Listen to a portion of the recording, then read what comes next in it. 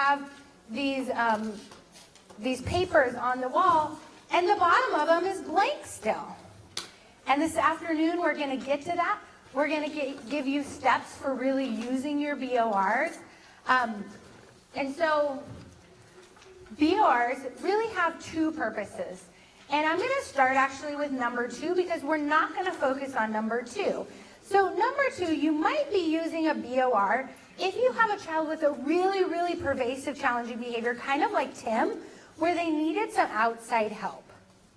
They needed a team-wide approach, maybe a child who needs an IEP, maybe a child who needs some outside mental health support, maybe a child, depending on what your mental health consultation looks like, you need a team-wide approach. And so as a teacher, you would use BORs to be able to give them to the team who's doing maybe a formal functional assessment or a behaviorist who's coming in your classroom, right? And so that's one way that these BORs can be used. When you have somebody coming in, you're like, oh, look, I already have this data. And I know I've had kids go through these processes, and we're given this lengthy ABC data, and when you're asked to write down behaviors or tally all the numbers, you can say, hey, look, I already have these BORs. Like, I'm strutting my stuff, right? One step ahead of you. So that's one way. What we're going to explore right now is to help you address individual behaviors. So you guys wrote BORs. How many of you in your classroom have a behavior that is challenging that you would like to be able to address and see a positive replacement behavior increase, see the challenging behavior decrease? How many of you? Okay, the rest of you could go home now because your classroom is running smoothly. Okay. All right. So that's really what we're going to look at today is what you have as a teacher, what you can do. And some of you, you're going to have families that are going to be all on board with you, and you're going to share this. Some of you are going to have families that aren't going to be on board with you or don't see these same things at home, but you have control over what's in your classroom.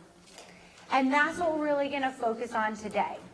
And again, like Kathy was saying, this is the process of positive behavior support.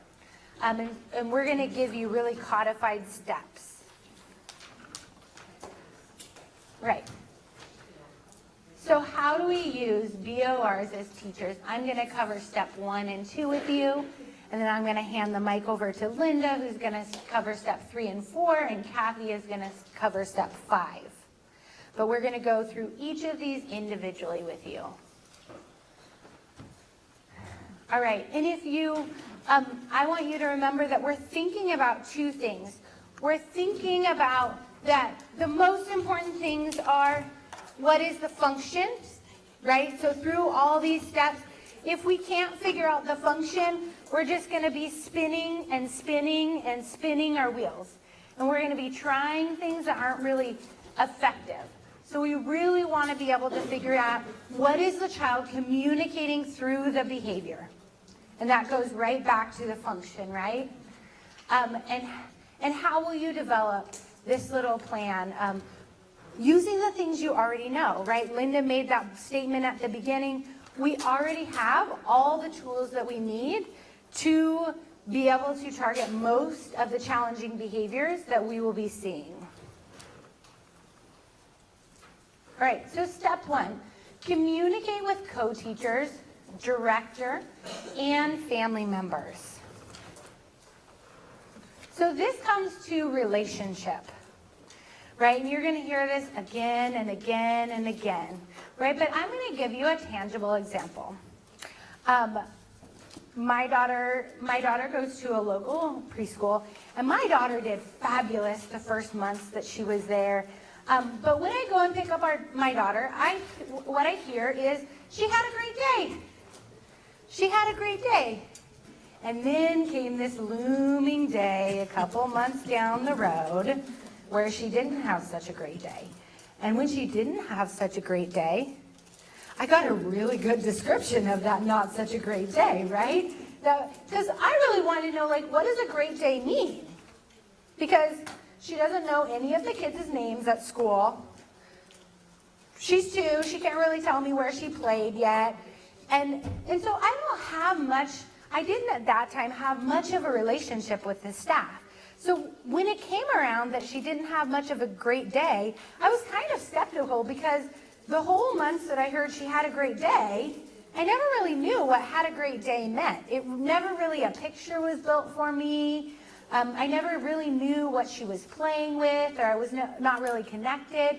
And so it would have, for me as a parent, it would have been easier and I would have had a closer relationship if I would have been getting descriptive information. So we can just think about PDA, like that can be descriptive, right? If I would have been getting some descriptive feedback from my child's teachers all those times she was having a good day. So instead of she had a good day, she played with so-and-so today, and she played in the dress up today, right? And I'm just telling you one way you build relationship, but those simple PDAs that we give families on a daily basis, giving them information so they can paint a picture of what's going on with their children at school, for many families, that's a really great foundation to building a relationship, right?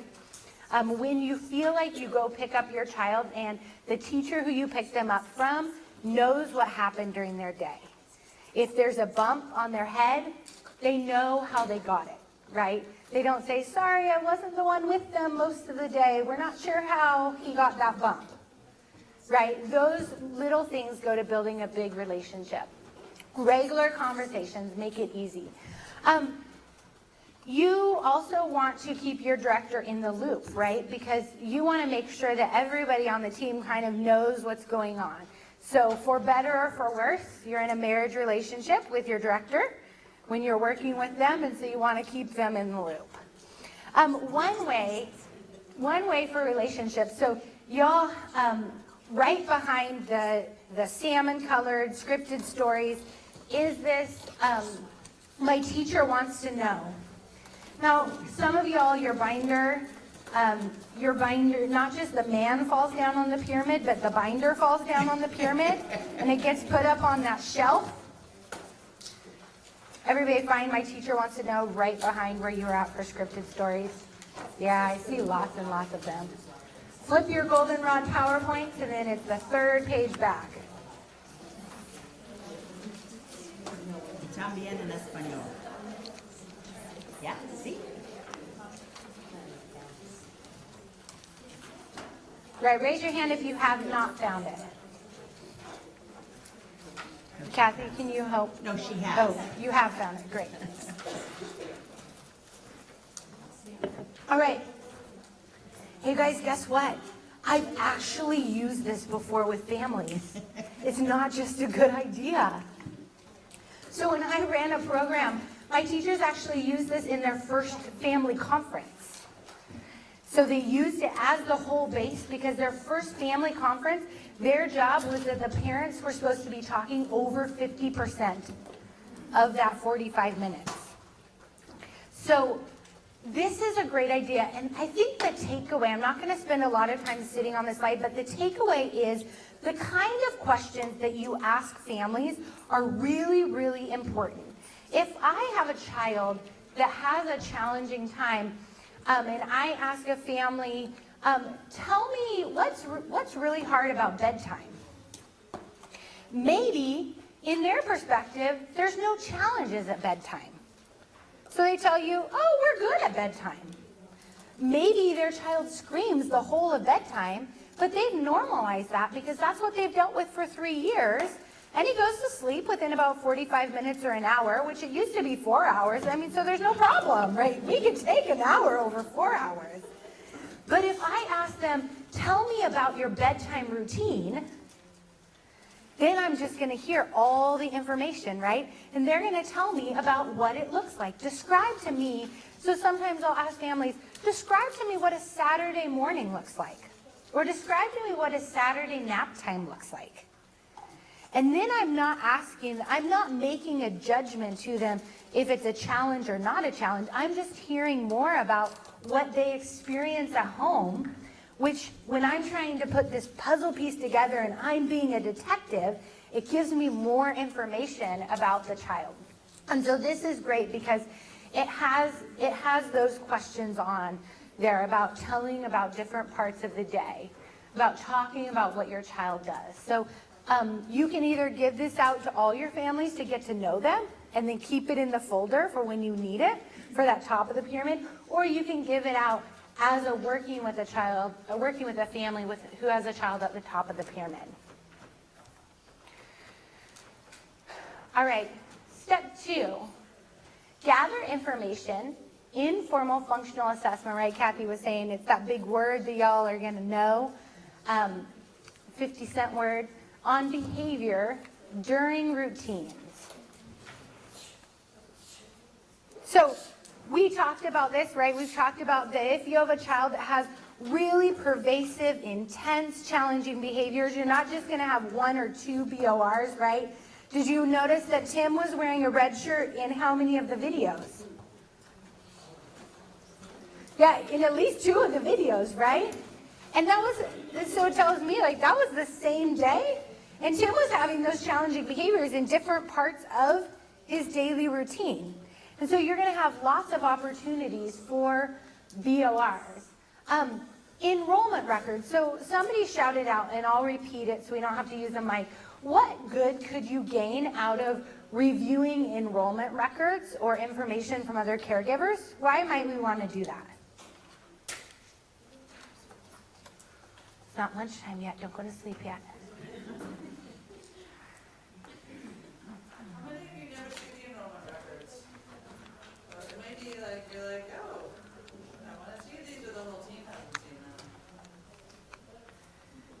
All right. So enrollment records usually have a health screening in them.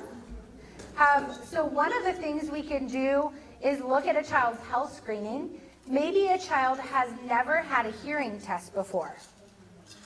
So if we have a child that is not talking very well and they've never had a hearing test before, that's one of the little pieces of information that we can collect. And when we're working with families, say, hey, here's 2 pieces of information for different free places you can go to get a hearing screening. Or many of you, I don't know about the resources right here, but I know when I worked in Sacramento County, there was resources where you could get a free hearing screening to come to your site.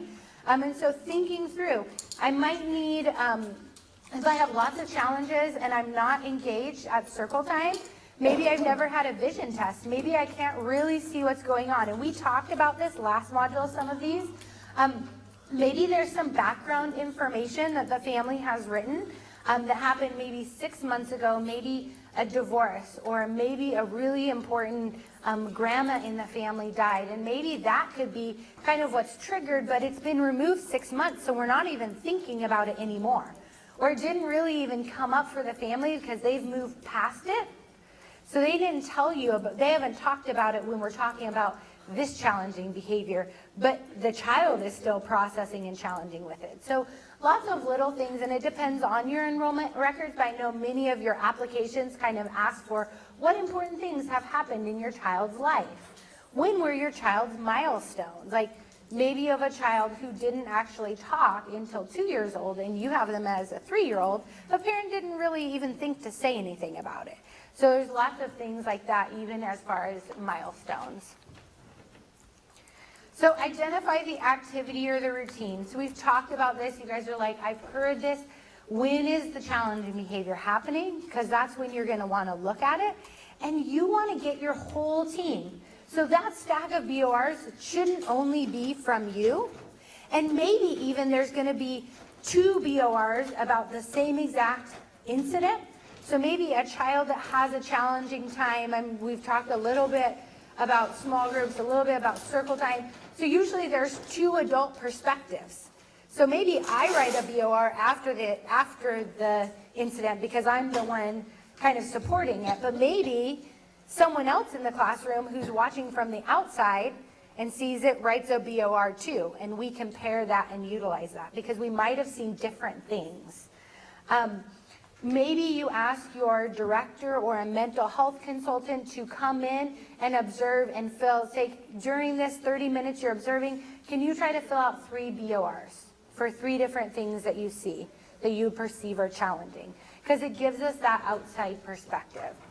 So we hope that we can work within a team and that we can gather information from many different people. If you have a family who's like, this happens at home too, we're struggling with this at home, maybe you can ask them, maybe you could give them a journal. Say, can you jot some notes about when this happens at home? And then as we think through and do that, we want to remember the time of day that they did okay. So most children statistically have positive behavior at least 51% of the day. But when they're really, really challenging, what part of the day do we see and give attention to? Yeah, that 49 or that 39 or that, that time where it's really, really, really intense is when we focus on. So remember to look for the positives. Look for the places where they're successful. All right, so we're going to do a little activity. This is on page 9 in your notebook. I see many people have it, so you can find it. And you want to get a pen or a pencil. Don't start yet. You are going to have 60 seconds. I'm going to time it. And the instructions are, you're going to use 4 straight lines to connect the dots. Once you set down your pen, so I have my dots over here.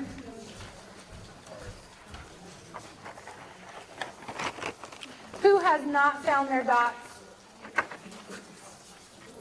In the PowerPoint. In the PowerPoint. On the left-hand bottom side. Right, so I have my pen. Once I set down my pen, I cannot lift it back up. You have 60 seconds to connect all the dots with 4 straight lines. Okay, so if I went 1, 2, 3, 4, I would still have 1 dot that's not connected, right? So we're not talking about this dot, this day. We're talking about, I need to connect, here's 4 straight lines, but that doesn't work because I still have 1 dot that's not connected, because I'm not going to give you the answer up front. Okay, so I put down my pen. Can you make curves? No, what kind of lines are we making? How many lines are we making? 4. How much time do we have? 60 seconds. 60 seconds. All right, let me get my stopwatch going. All right, ready, set, go.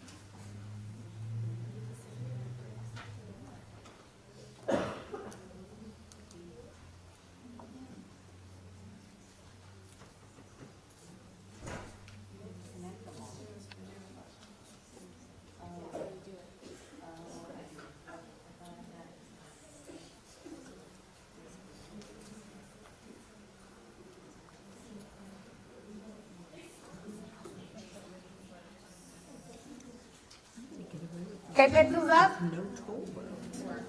How many people got it?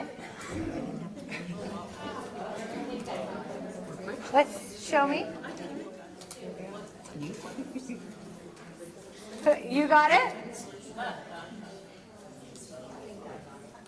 All right. All right, ready to see it?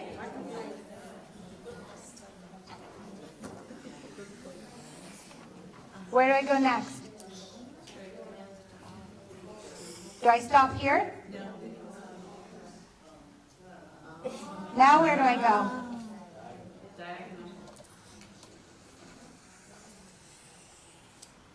No, it's the middle Nope, one. I didn't do it right. Didn't do the diagonal through the middle one and Oh, see? Now where do I go?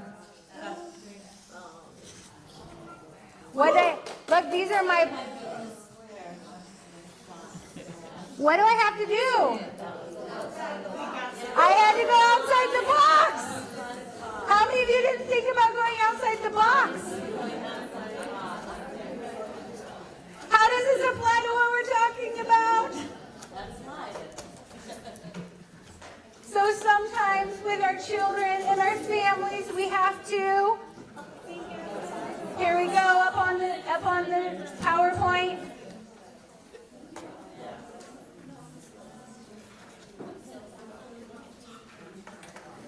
So we have to think outside that box that we normally get into, the ruts we get into as adults. Some of us are overworked and underslept, right? We have to think outside the box when we're really thinking about being this detective and putting these pieces together for our child. All right. I'm handing it over to you, Linda. Okay. Not them.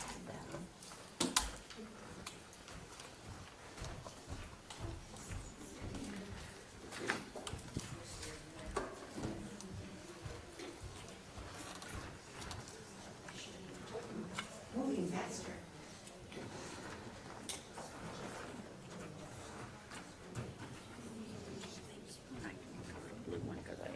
Oh, yeah.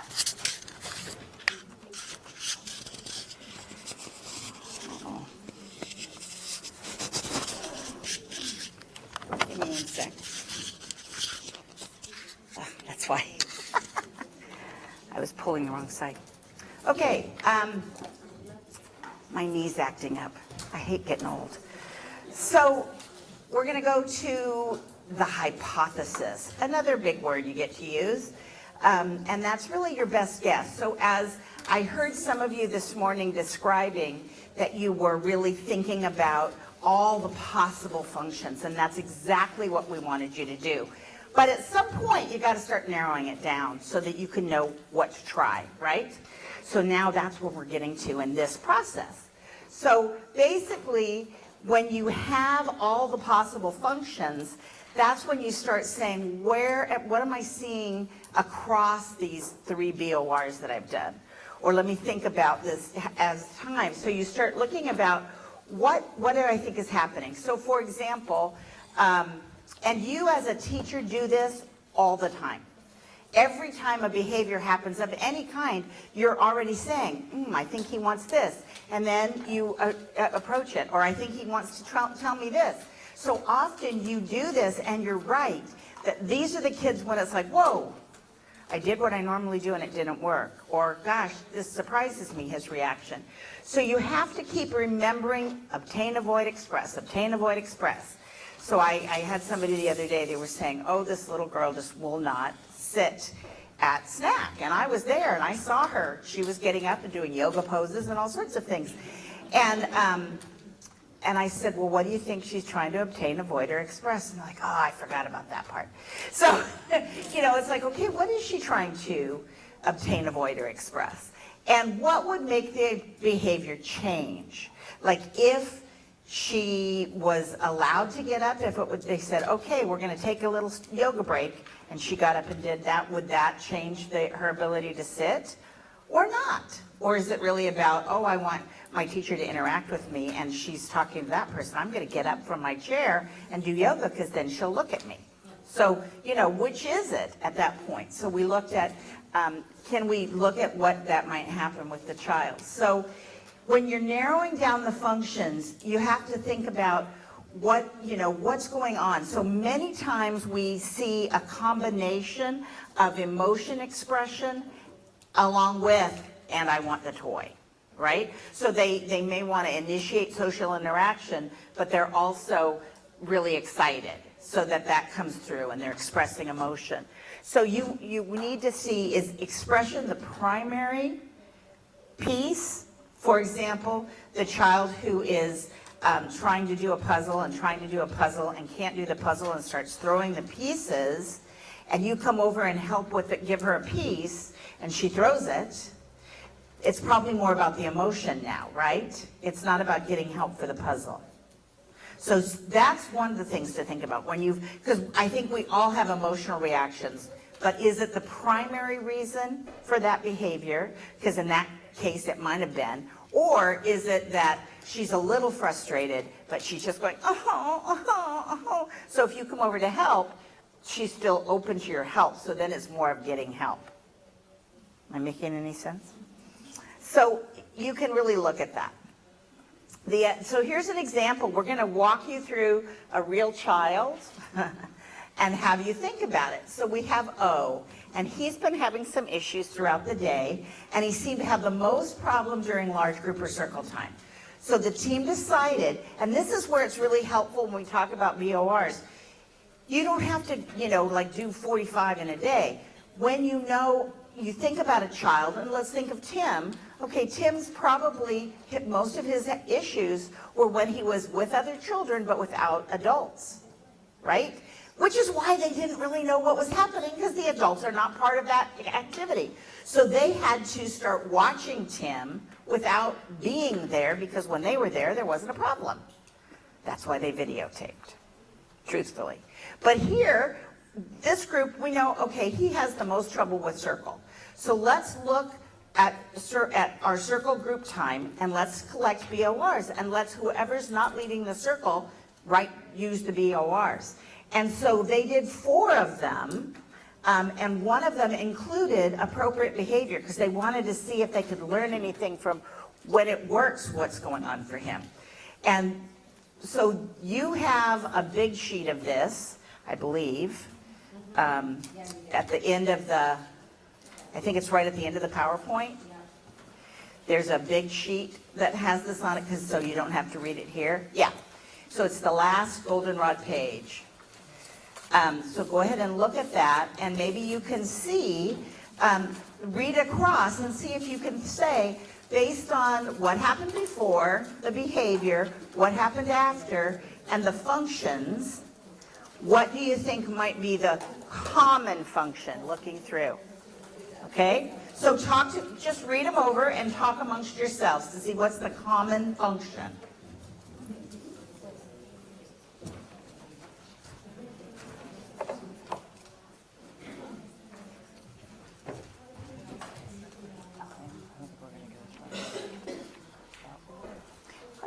Yeah, probably not.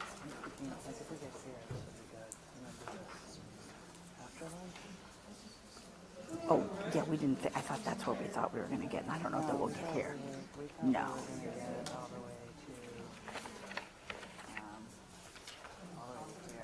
Oh, no. But I think if we can get to here, to this. Yeah, I think that's where I thought we were getting. Okay. And then we do come back and do activity. Yeah.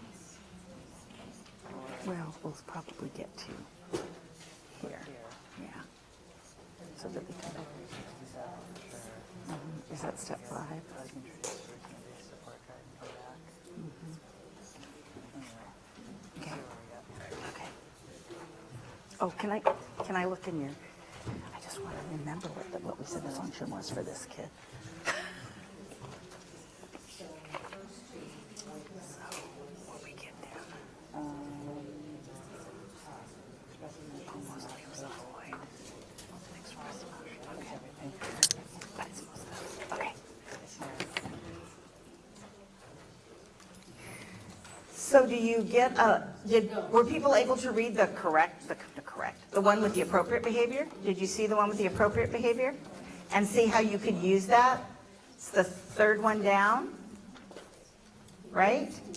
So what do you see as what kind of is common across the 3 that are challenging? Anything?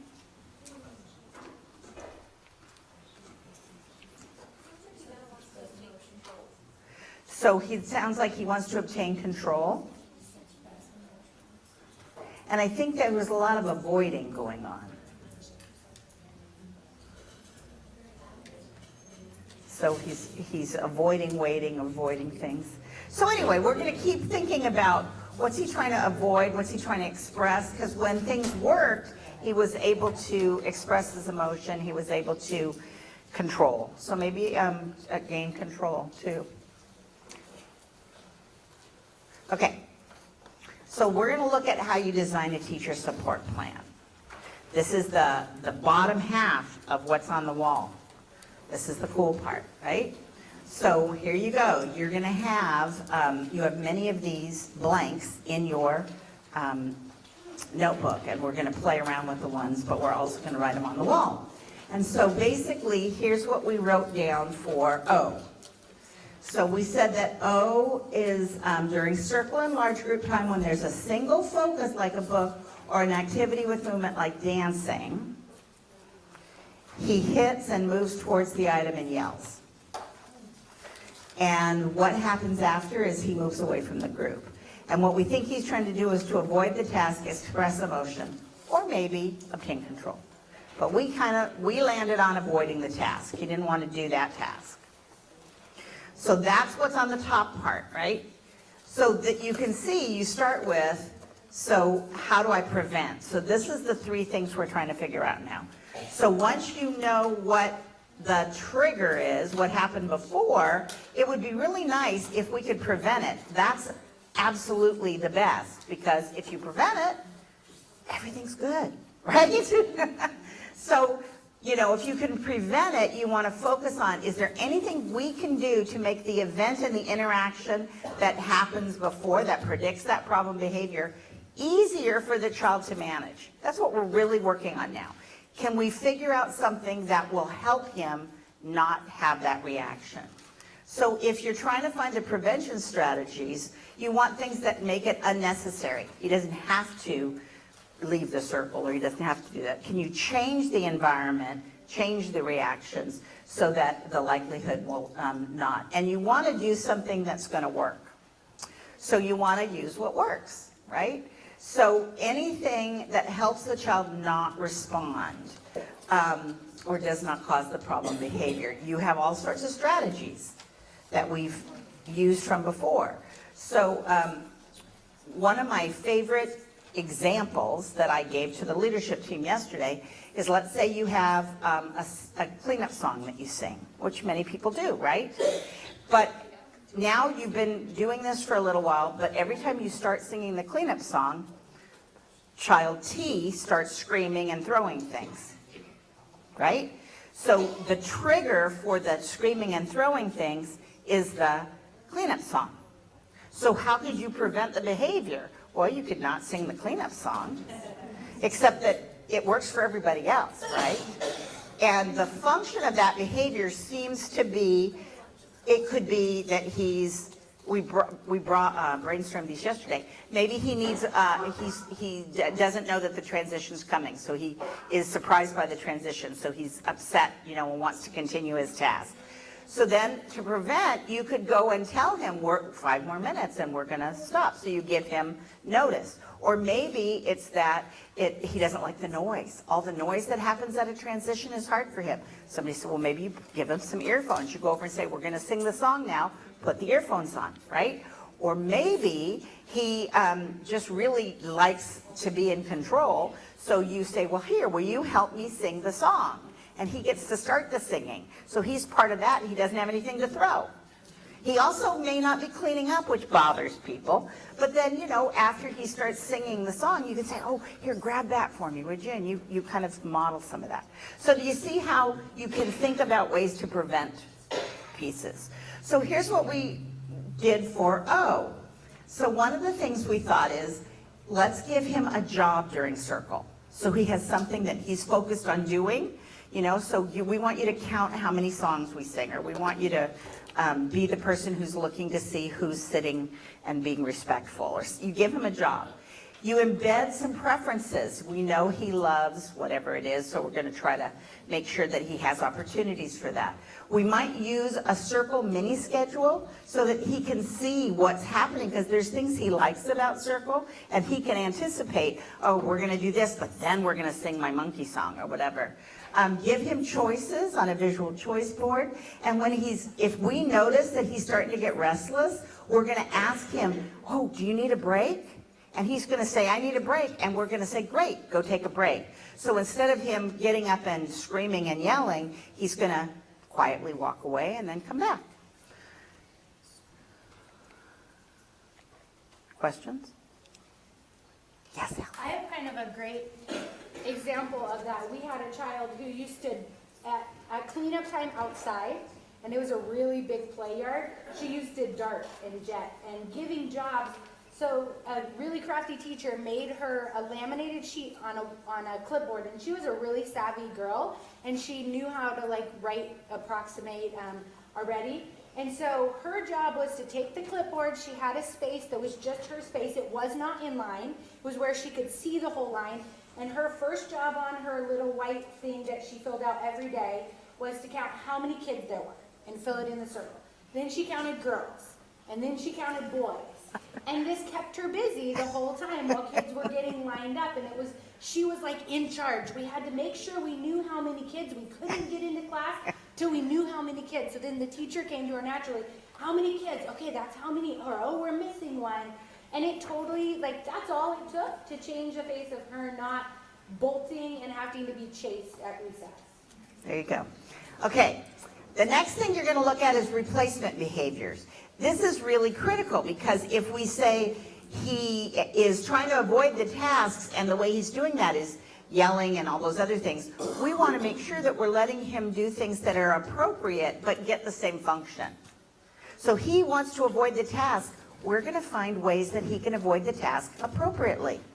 This is the hardest part for teachers because they're like, he has to do it. Well, he knows how not to. He will figure out how to not. So let's find appropriate ways, like to say, take a break or do something else.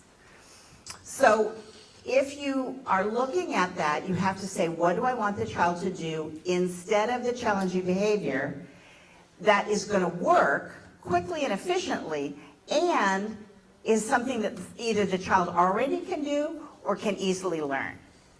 And that's where sometimes you get a skill that they have and they replace it, and sometimes it's a new skill.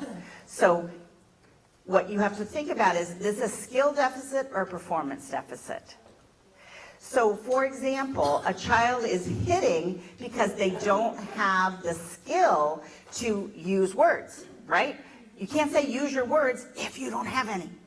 So that child has a skill deficit. They do not have words or a way of communicating. Other times you've got a child, think of Tim, who has words, but in the moment he doesn't use them, right? That's a performance deficit.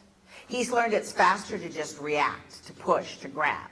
So that's where you have to make sure that there's something that the child can do instead, because you can't ask a child to use your words if you have no words, which I hear people do all the time.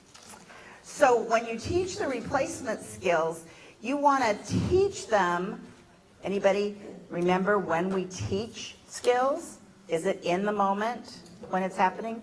So we teach skills outside of that moment, and we give them lots of opportunity to practice and give them lots of PDA after they've done it. So you're practicing with a kid like Tim. Okay, Tim, we're going to practice being flexible. We're going to have, I'm going to take that toy and you can say to me, oh, I was playing with that toy. And so first, we do that. So we have a little video we'll show you later. And when a child is learning something new, you want to make sure that the response for the replacement behavior is consistent. So when my daughter Robin, I've talked about Robin I think before, she had some very Tim-like behaviors when she was in preschool. And one of the things she was quick at doing was hitting kids when she wanted something. And she had words, but she knew it was faster to hit. So we were really working on using her words. And what we did is we did lots of practice, but we also told all the kids, Robin's learning to use her words. When Robin says, can I have that toy? Give her the toy. Give her the toy. We're going to give you, come let us know and we'll help you figure it out. And people go, oh, she's getting what she wants. Yes, she is, because she's not hitting. right? Now, while we did that, we were also working on, and what do you do if people don't want to give you the toy?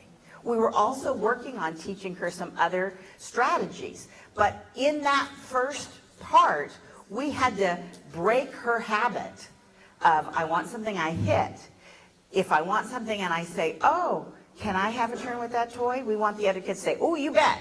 And like we saw Gabby, the other kids know when children have challenging behavior. It is not a secret. They all know. And we can have them root for that child, or we can have them stigmatize that child. So part of what I wanted to do was to make sure that Robin still was seen as a child worthy of being with. So the kids were excited to help her. We're going to help Robin learn to use her words. They thought it was great, right? And we were really on top of it while this was happening.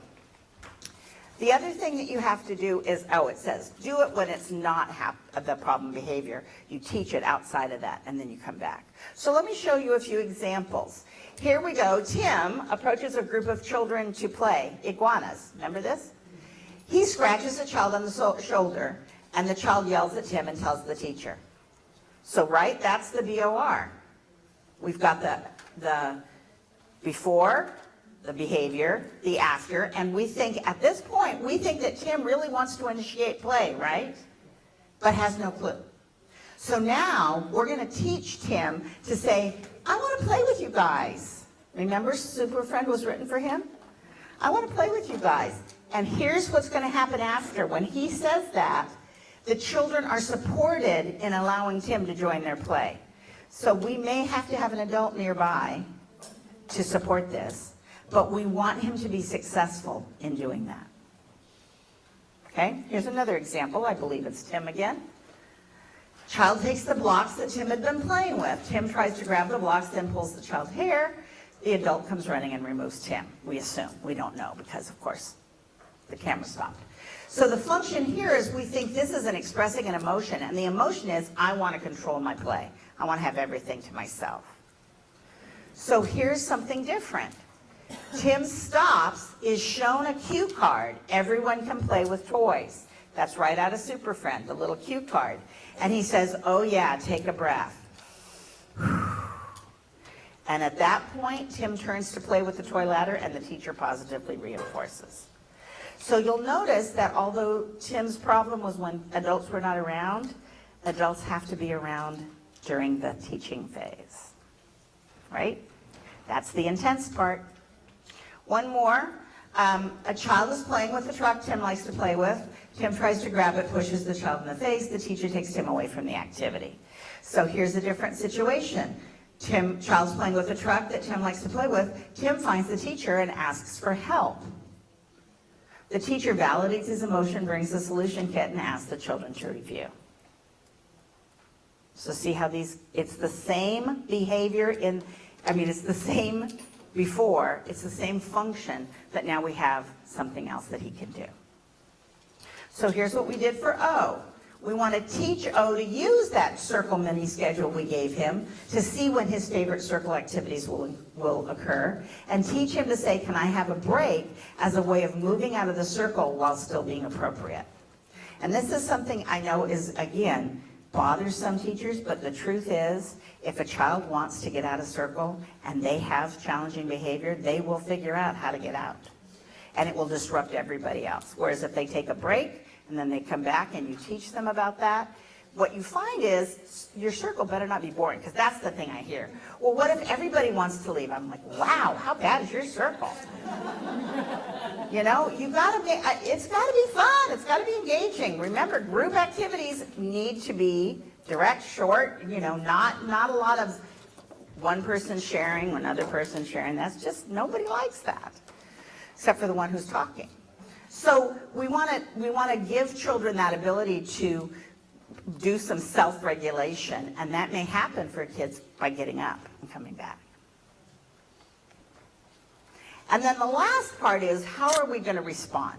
How are we going to respond when the new behavior occurs? Because yes, it's lovely to give PDA, and you absolutely should, but you also have to make sure that when that other behavior happens, that the child does get what they need. They get their function met. We also then want to make sure when the problem behavior occurs, what we do. So if you're going to respond to new behavior, you have to make sure that the results for the new behavior are equal to or even better than the results with the challenging behavior. Because guess what? They know how to use the challenging behavior to get what they want. So we have to say, oh, this is a better way.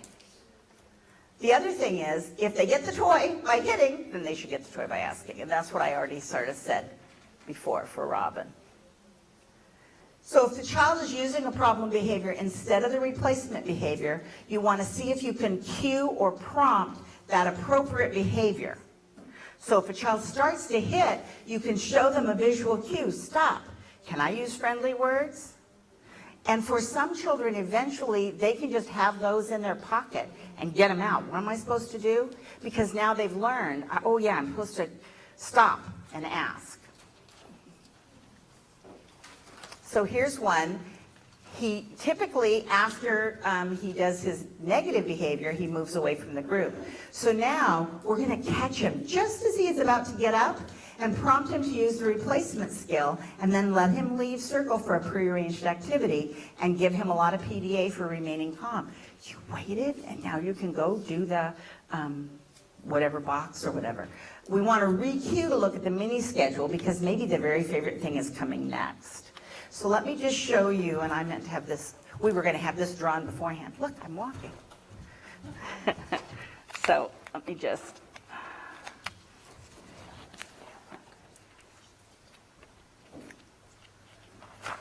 oh my goodness. Could I have some help, huh? My friends are going to support me. Thank you. Okay. Oh, no, you can put it, leave it long. That's good. That's good. Okay. So in the scheme of things, you've got the times that you're teaching, right? That you're teaching outside of the, there's no problem, you're teaching him separately, all right? And sometimes you might have to go back and reinforce that. But in the new, when you've got the new skill, you're going to prompt the new skill when you see it coming. So you see him reaching to grab, and you're going to say, oh, remember, use your words, because now this is a child who has words. So you're going to prompt as you see, but you've already taught and practiced, right? And you're going to prompt, and then if they use their words, this is what happens. You don't get the rest of this. But let's say you do start getting, you prompted, and he still is kind of going here. If you don't get all the way to this one, if you're here and he's now put his hand on it, you might do a cue so that you can go back to this prompt. So that you want his behavior that is undesirable, you want to cue him or prompt him to use the appropriate behavior, and then you get back here so that you can have that be the last experience. Yes, ma'am? How would the cue be different from the prompt? Can you just give me an example? I'm using the words kind of interchangeably. You can cue with something physical, you can prompt with something verbal is how I kind of think of it. Do you have a... I'm just using both words, but you're really going to try to have some way that's going to work for the child that you have to practice and teach. But this is where I think visuals are helpful for kids because the verbal leaves. But we're going to see Brendan's video again, and remember, he's learning. He's in the middle of learning that when he wants a turn, he has to wait because it's his brother's turn, right? So she shows him the picture of his brother, and you'll see it's like, oh. So his first function is he wants to turn at the computer, and so he has this pulling on the chair. His second function, now that he saw that picture and realizes, oof, it's not Brendan's turn, is frustration, express emotion. He, kind of screams, falls to the ground. His mom then goes over to pick him up, but she's trying to get him to use his words rather than just picking him up when he's crying. So before she picks him up, you'll see her start and catch herself and say, do you want me to carry you? Which is the prompt. And he says, carry me. Boom, she picks him up right away. And so the last behavior he does is what he's reinforced for, which is the appropriate behavior. So let's watch that again.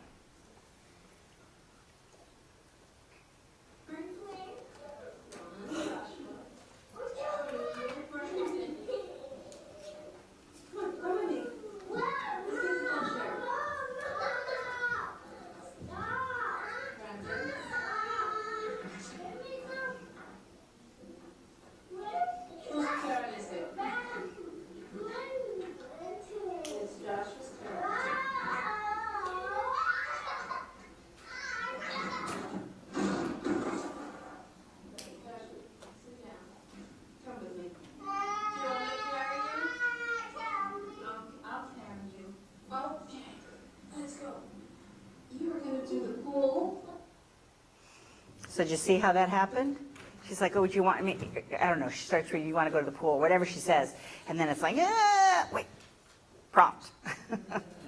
So that's the process. So they're working on this when he's not in one of these situations. They're practicing it outside of the real life situation. In the real life situation, now they're using a visual cue for some things. They're using a verbal prompt for other things. So now you're wondering, but where do I get all this information? Have we got a great thing for you? We have that routine-based support guide, and in the routine-based support guide, you can find prevention strategies, replacement behaviors, and responses based on different routines. So we have O's behavior support plan comes right out of this routine-based support guide. I think it's on page 5.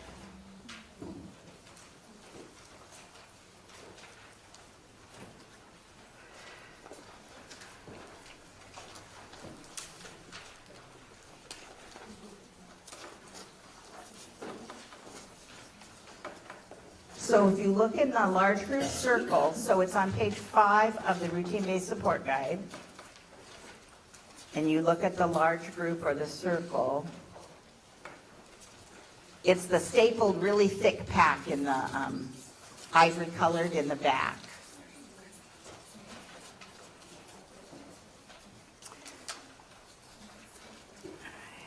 It has this on the cover, but it's not in color.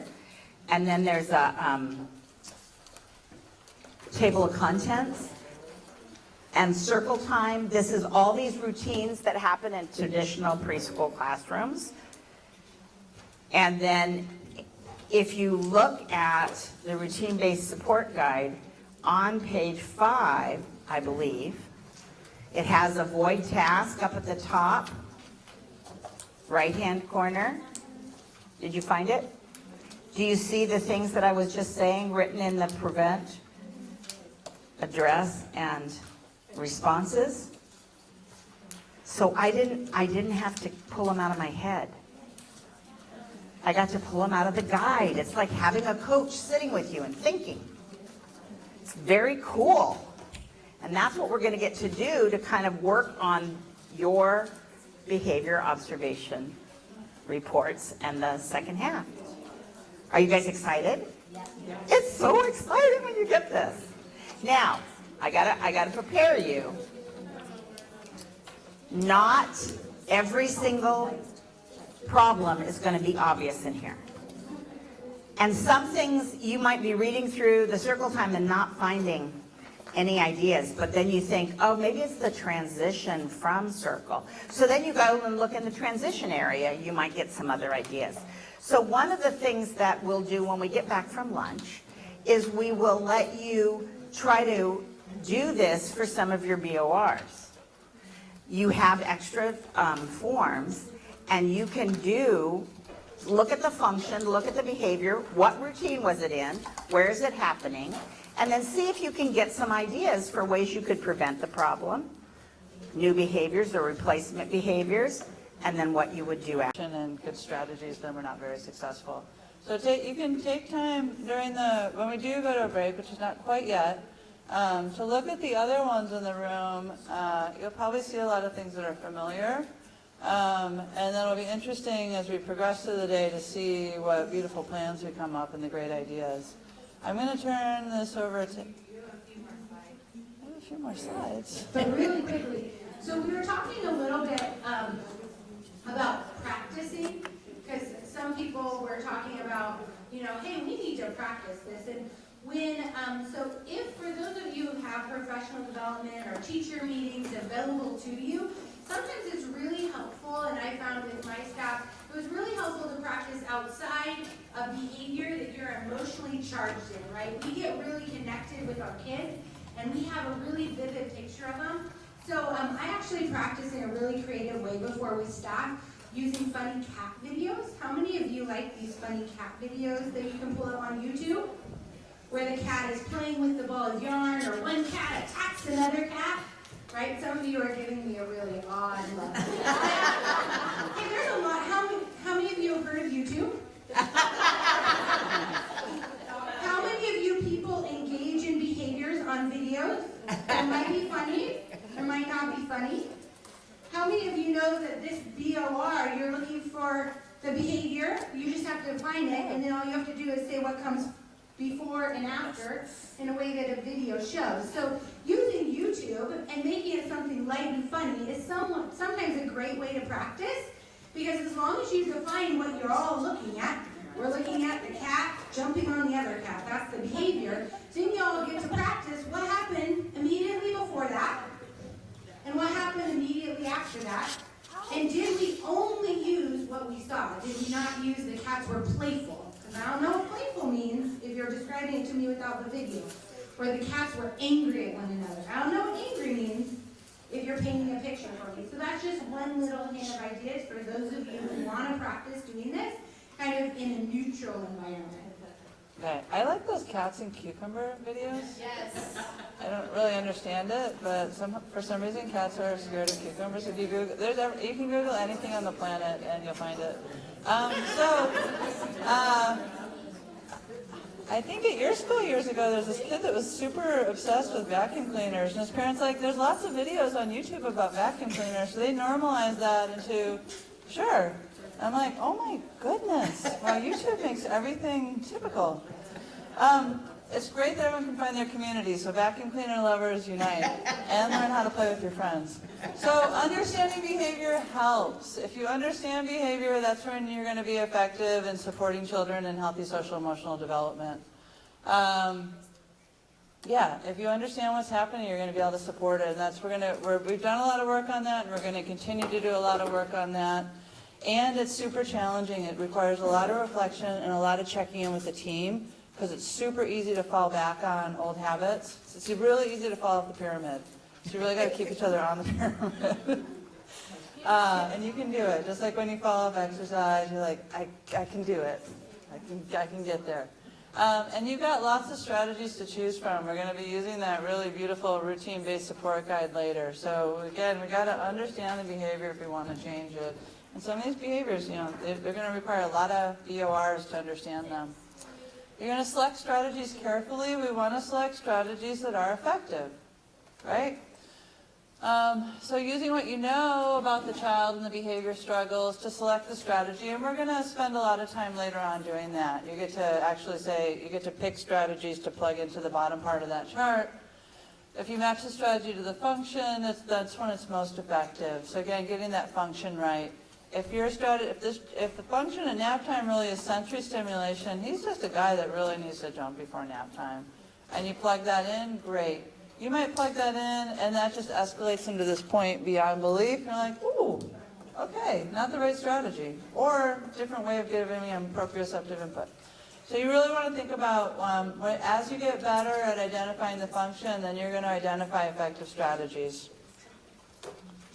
And strategies available for you. These are some of the ones that we've already gone over, and they take a lot of practice, and we're talking again about that 3-year implementation. So it's like we're training for a marathon. You're going to start with a walk around the block, build up to the 5K, the 10K, but it's going to take continued effort along the way. Any runners in there? That worked for like 5 people in the room. Those of you who are runners can run with me. So positive descriptive acknowledgement. When are you using that? Always, frequently, throughout the day. It's not like, oh, I gave it to him already.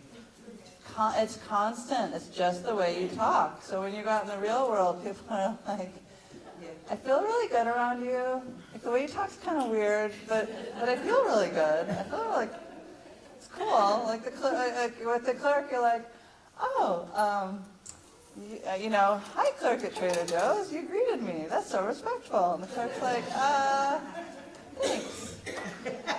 So PDAs all the time, constantly throughout the day. It's just how you talk to kids. You're going to be using your expectations, using your visual strategies that we've talked about, and Allison's going to work with you on scripted stories, which are super fun. We're all preschool teachers. We all love to read stories, and how cool to write your own. You all get to become authors. You need to use all of these. You're going to work up to mastery in using all of these and making sure that you don't fall off the pyramid, that you don't sort of jump to using scripted stories and then you're not using PDA. So it's really a team effort to hold each other accountable that you're doing the PDA. So Kim from North Bay they were giving you a good example of leadership yesterday. She heard Michelle using PDA and she popped out of her office, I hear it, you're doing it. So great. So hold each other accountable, encourage each other, and make sure you're using all the steps of the pyramid. And if you fall off the pyramid a little bit, as a team, like, like we fell off the pyramid a little bit, you guys, let's make sure we're, back on the pyramid and working our way back up the steps and covering all of them. So now is scripted stories? Yes. Can you go back just for one Yeah. second? This is the other thing, and it came up maybe last time. Somebody said, but when are we going to get to the strategies for the kids with challenging behavior? We already have. So that's what you guys need to know. You have all the strategies that we will use for kids with challenging behavior. We are just going to individualize those same strategies. So it's not like we have new, magic strategies. It's that these strategies that you've been using for the group, you're going to figure out how can you individualize it to support this child. So that's the fun part, is now you'll get to learn how that looks. So like an example, visual schedule, we might have a visual schedule for the whole class, and we might have a visual schedule individually for a child who's at the top of the pyramid. Or we might have a play schedule. If it's a child that really has a challenging time during playtime, they might have a schedule just for playtime that's just for them. So you're using these strategies, but you're taking it from a whole group way to teach social emotional skills down to a way to support a child that has intense, pervasive, challenging behavior. So let's talk about social stories. Before we talk about social stories, so lots of y'all have come by me and said, are you having a boy or a girl? So I'm gonna take just a little fun. I'm having a boy, and so you saw his name, and so lots of people are like, how do you pronounce that name? It's an Indian name. My husband is Indian. And so you pronounce it Aditya. So, Aditya. So my son's name will be Aditya, for those asking. I've had some people come up and say, how do you pronounce that? So, Aditya. So yes, and I'm feeling great. I thank you for all the questions. How are you feeling? Because earlier I wasn't feeling great. So I'm feeling great now. I'm not too huge to move yet. I don't think I'm quite starting to waddle yet, but it's coming soon. I can feel it. So, scripted stories. How many of you have actually written your own scripted story? All right, we have a few. How many of you have heard about social stories? Right, so lots of people have heard about social stories. So we're very same content, we're calling them scripted stories, right? Because social stories are copyrighted, they were developed, right? And we'll talk about that a little later for kids with autism. But if you know what a social story is, you know what a scripted story is. Same. All right, so today you get to write your own scripted story, or as a team you get to write one. And how many of y'all have wanted to write a scripted story, but it's felt a little daunting? No, but I see a few small hands over there, right? I know that I was one of those people when I started, and I coached many staff who once they pulled out this handout that we're going to pull out together in about 10 minutes, we're like, wait, I can do this, and I can do this in like 30 minutes. I don't have to spend a whole evening on it. It's not so hard.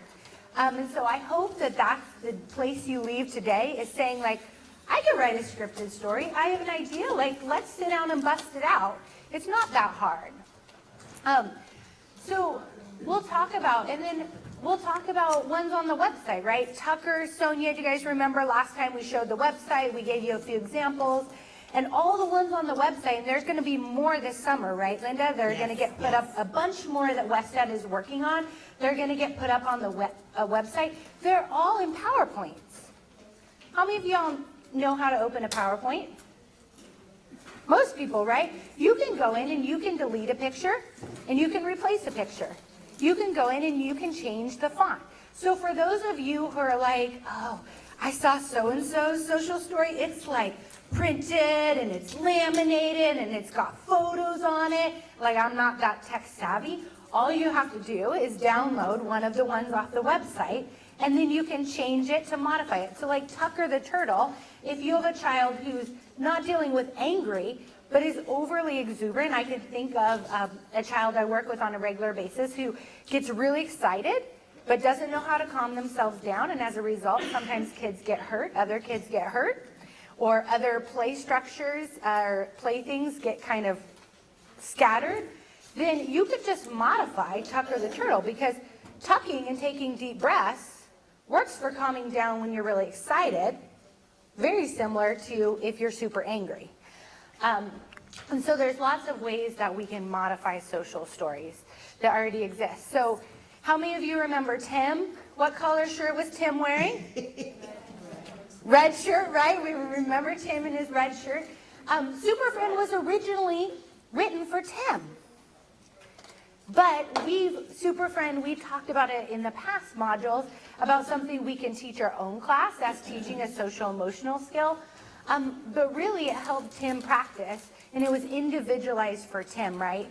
And so it's something that's really tangible and at our hands. So let's talk about a little bit what it does. When you and I are talking to children, when we stop talking, that's the end of our voice, right? And how many children have to listen to adults all day long?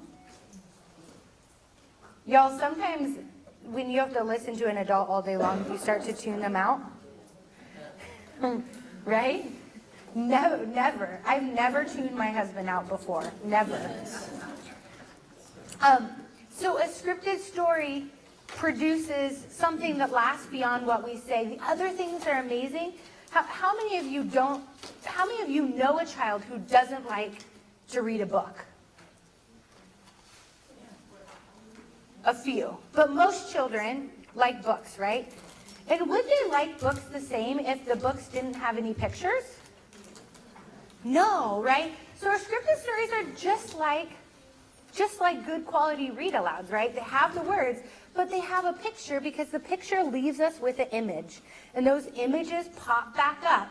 If we read them and read them and read them, like, I don't know about you, but my kids have read Brown Bear, at least 2,000 times, and I can visualize every single animal and every single color in that book.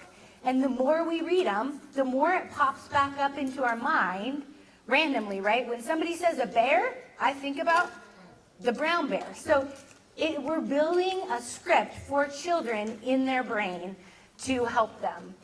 The other thing is if you have multiple people in your classroom, you're building consistency between your team about the message that a child is getting.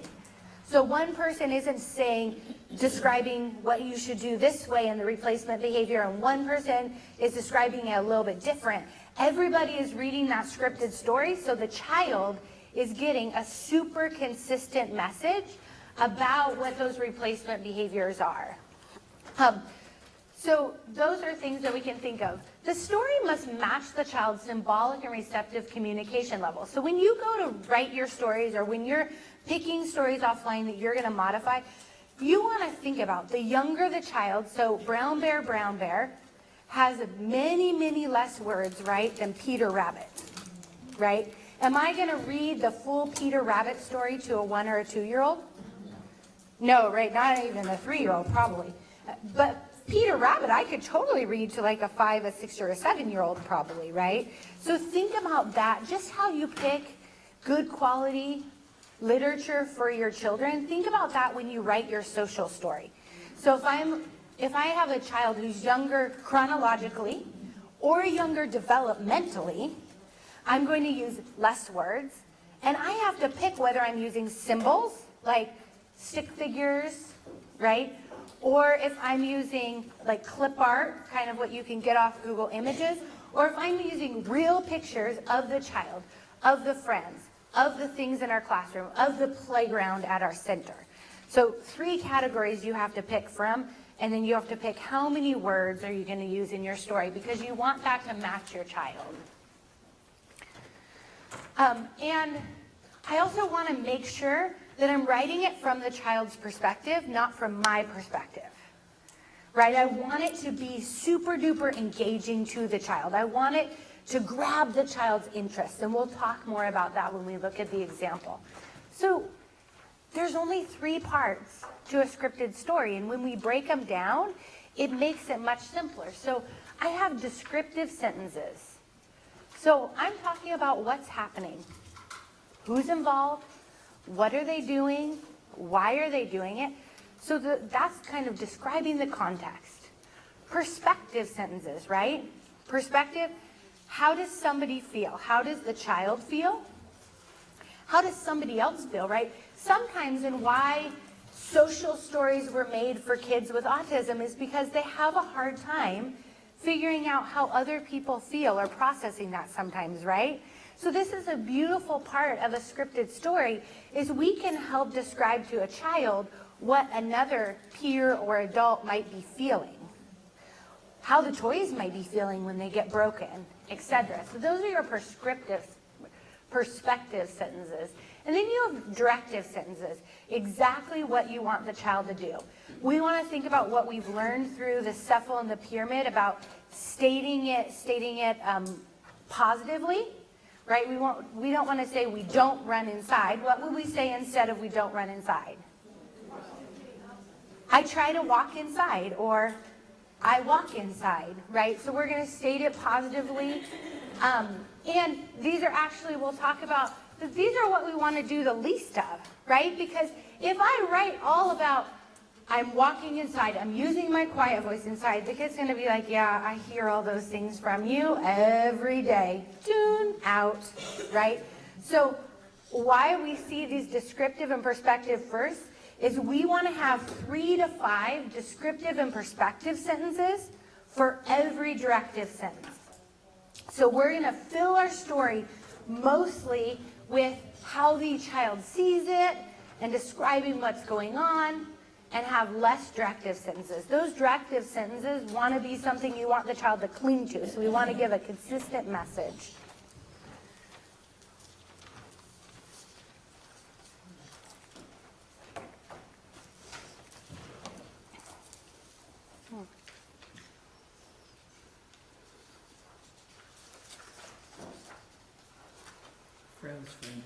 It's frozen. All right, so as I'm getting going, we're going to actually look at, here we go. All right, we're going to actually look at part of a story that was written for this cute little boy. Here we go, got it back. And this is not all of it, but it's going to give you a sample of exactly what you're going through, and then you're going to get some other samples today too. So this is written from a child who liked to go outside, but also liked to go outside when it wasn't really time to go outside. How many of you have had elopers or runners? You're like, heard that door, right? Can we put a bell on the door? So we first want to start with a perspective and a descriptive. I like being outside. Outside is my favorite place to be. So I think about it, if I was to add one thing that you have to do at the beginning, and this is kind of, they talk about in dialogic reading, is you need a hook. So the first page of your story should be a hook. Something you know that the child that you're writing this for really, really, really likes. That's going to get them bought into listening. So you hook them. I like going outside. It's my favorite place to be. And sometimes I go outside all by myself. We're not telling him he's not supposed to yet.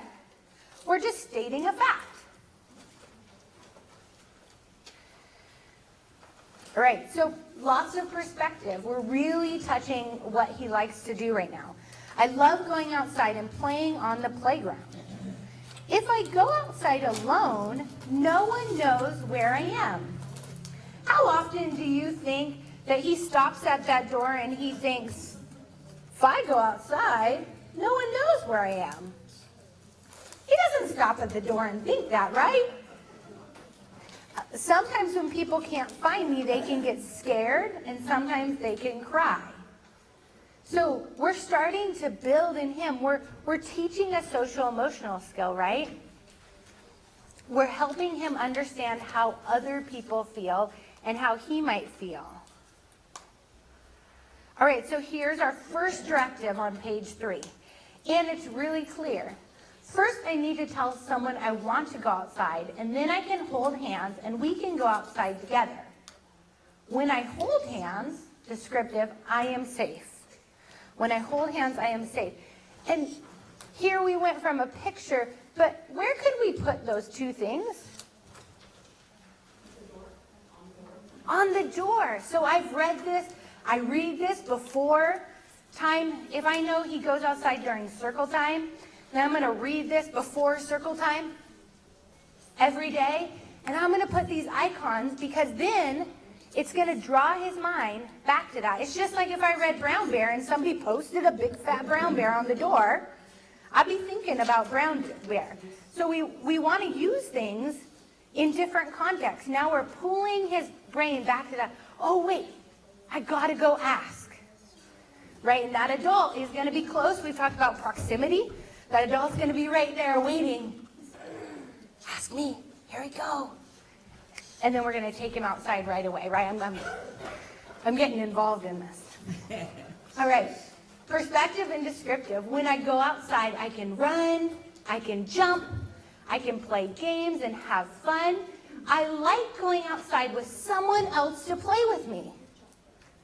Right? We're just gently embedding that we go outside when other people do. We could have said, I only go outside when there are other kids outside. And that would have been a directive, right? But instead, we took our directive and we flipped it. So it was just a gentle reminder to him. All right, so sometimes I want you guys, as you write, and we'll start in a few minutes, I want you, as you write, don't get caught up on, is this a perspective? Is this a directive? Is this a descriptive, right? You're going to kind of write out, and you're going to get to choose, am I going to do this myself, or I'm going to do this with my team? Don't get caught up on labeling them. We'll come around. We'll be available to help you problem solve. But first kind of write out what you want. Think about what you're wanting first and write it out. And then we can go back, right? Just like we did in the last slide, we could go back and take some of your directives, if you have too many directives, and we can turn them into descriptive sentences. And that's pretty simple to do. We're going to watch really quickly a video where they use a scripted story. So what you're going to see in this video is a little girl named Gabby. And Gabby is screaming at circle time, and you're not actually going to see Gabby's face for a few minutes, so just kind of listen for her, and she starts to scream and scream. And Gabby has this scripted story that they've been reading before circle time and at different times of the day. And so you're going to see actually the teacher, she does a wonderful job maintaining herself. I don't know if all days, if a child was screaming at my circle time, I would be able to keep my lid together for that long. But you're going to see that they pause it, and then they start the video again, and that they're reading the scripted story to Gabby. And so we'll watch this, and then we'll dialogue before we start to write our own. Max and Cindy. It says here, I had a turn being child of the day. Who had a turn? Big Christian. Sierra. Gabby had a turn. Gabby, look. You had a turn being child. Who else had a turn? Emma. Benji. Dusty. But you know what, Gabby? Maybe you can trust the bears today. You know what?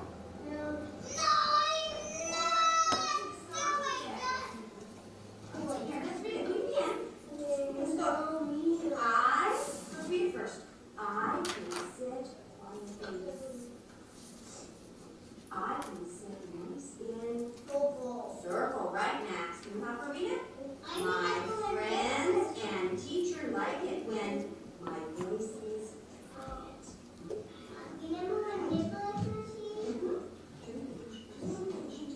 Screaming hurts my friends' ears. I can sing in circle. I can laugh in circle.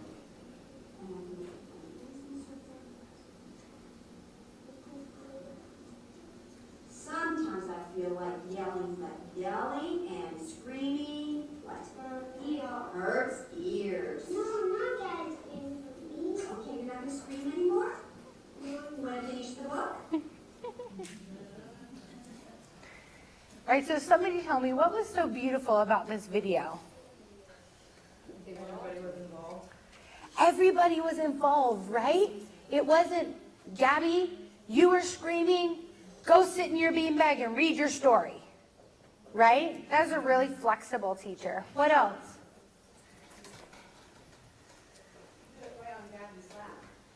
Yeah, Gabby had control of the book. Now you could tell that they've done this before, right? Because Gabby wasn't pushing away kids' hands and saying, it's my book, right? Yeah. How about, so did they correct it before everybody flipped their lid too much for a teachable moment? Remember, we've talked about so much, and I meant to draw it out and I didn't. We've talked about so much that behavior curve, right? And once we get to the top, it's not a teachable moment, right? But we were able to catch before and almost like circle back around and say, let's try this again. Let's do this again. Now, y'all, some of you have many more kids than that at your group time, and you might not be able to stop it, but could an extra hand in your classroom say, hey, Gabby, and hey, Marcia, I have something really special for you to do. Come on over, let's do it. And you go to a different place in the room and you read that story with Gabby instead of keeping on giving her the sign for be quiet, be quiet, be quiet. And then she's removed and then she feels like she's in trouble and she's not successful, right? So we always want to think about like, how can we turn the tide right now to help the child be successful? Because then we're chaining the positive behaviors that we want to see all together. All right, so let's do this. So we're going to take a break. Okay, don't get up yet. I know when I say break, everybody kind of shuts down on me. I'm going to describe this, what we're going to do. You're going to get to take your break and go away and think about what you want to write. And then when we come back, we're going to write our scripted stories together, okay? So you're going to think through your BORs that you already talked about. A child or a situation. So you might already be making eye contact with people at your table and be like, we're writing it for this child. We're writing it for this situation. You might already know. If you don't know, pick one situation, one child. Working teams or by yourself. And then during break, find that handout. It is actually the second handout behind your PowerPoints. So if you're following with PowerPoints, it looks like this. So if you flip your PowerPoints, and then you flip one more page, and you're in module 3B. So your PowerPoints are like the goldenrod color. Flip your PowerPoints, flip one more page, and then you see the scripted stories for social situations. And we have it in Spanish. And we have it, and I wanted to say two things actually while you're looking for that. Pregnant girl's not gonna jump down and get that.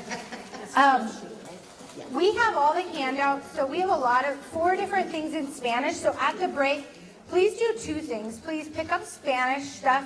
If you're bilingual too, we have lots of handouts this time. So if you just want a Spanish copy to keep, please take a Spanish copy to keep. And then there's approximately 7 people who have not signed in. And so please ask yourself if you've signed in, because you really want to sign in. You really want the credit for it.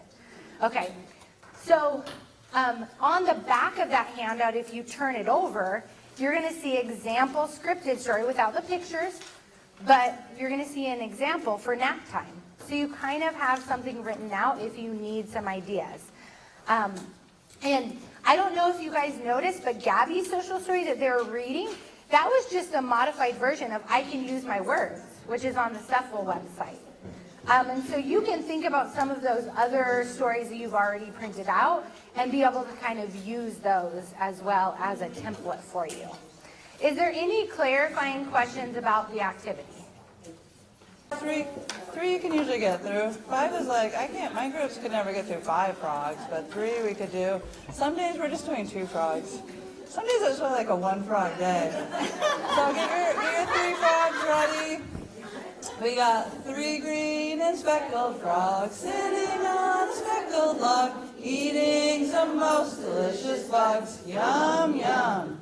1 jumped into the pool where it was nice and cool. Then there were 2 speckled frogs. Glub, glub. And there's probably a lot of variations. I like this.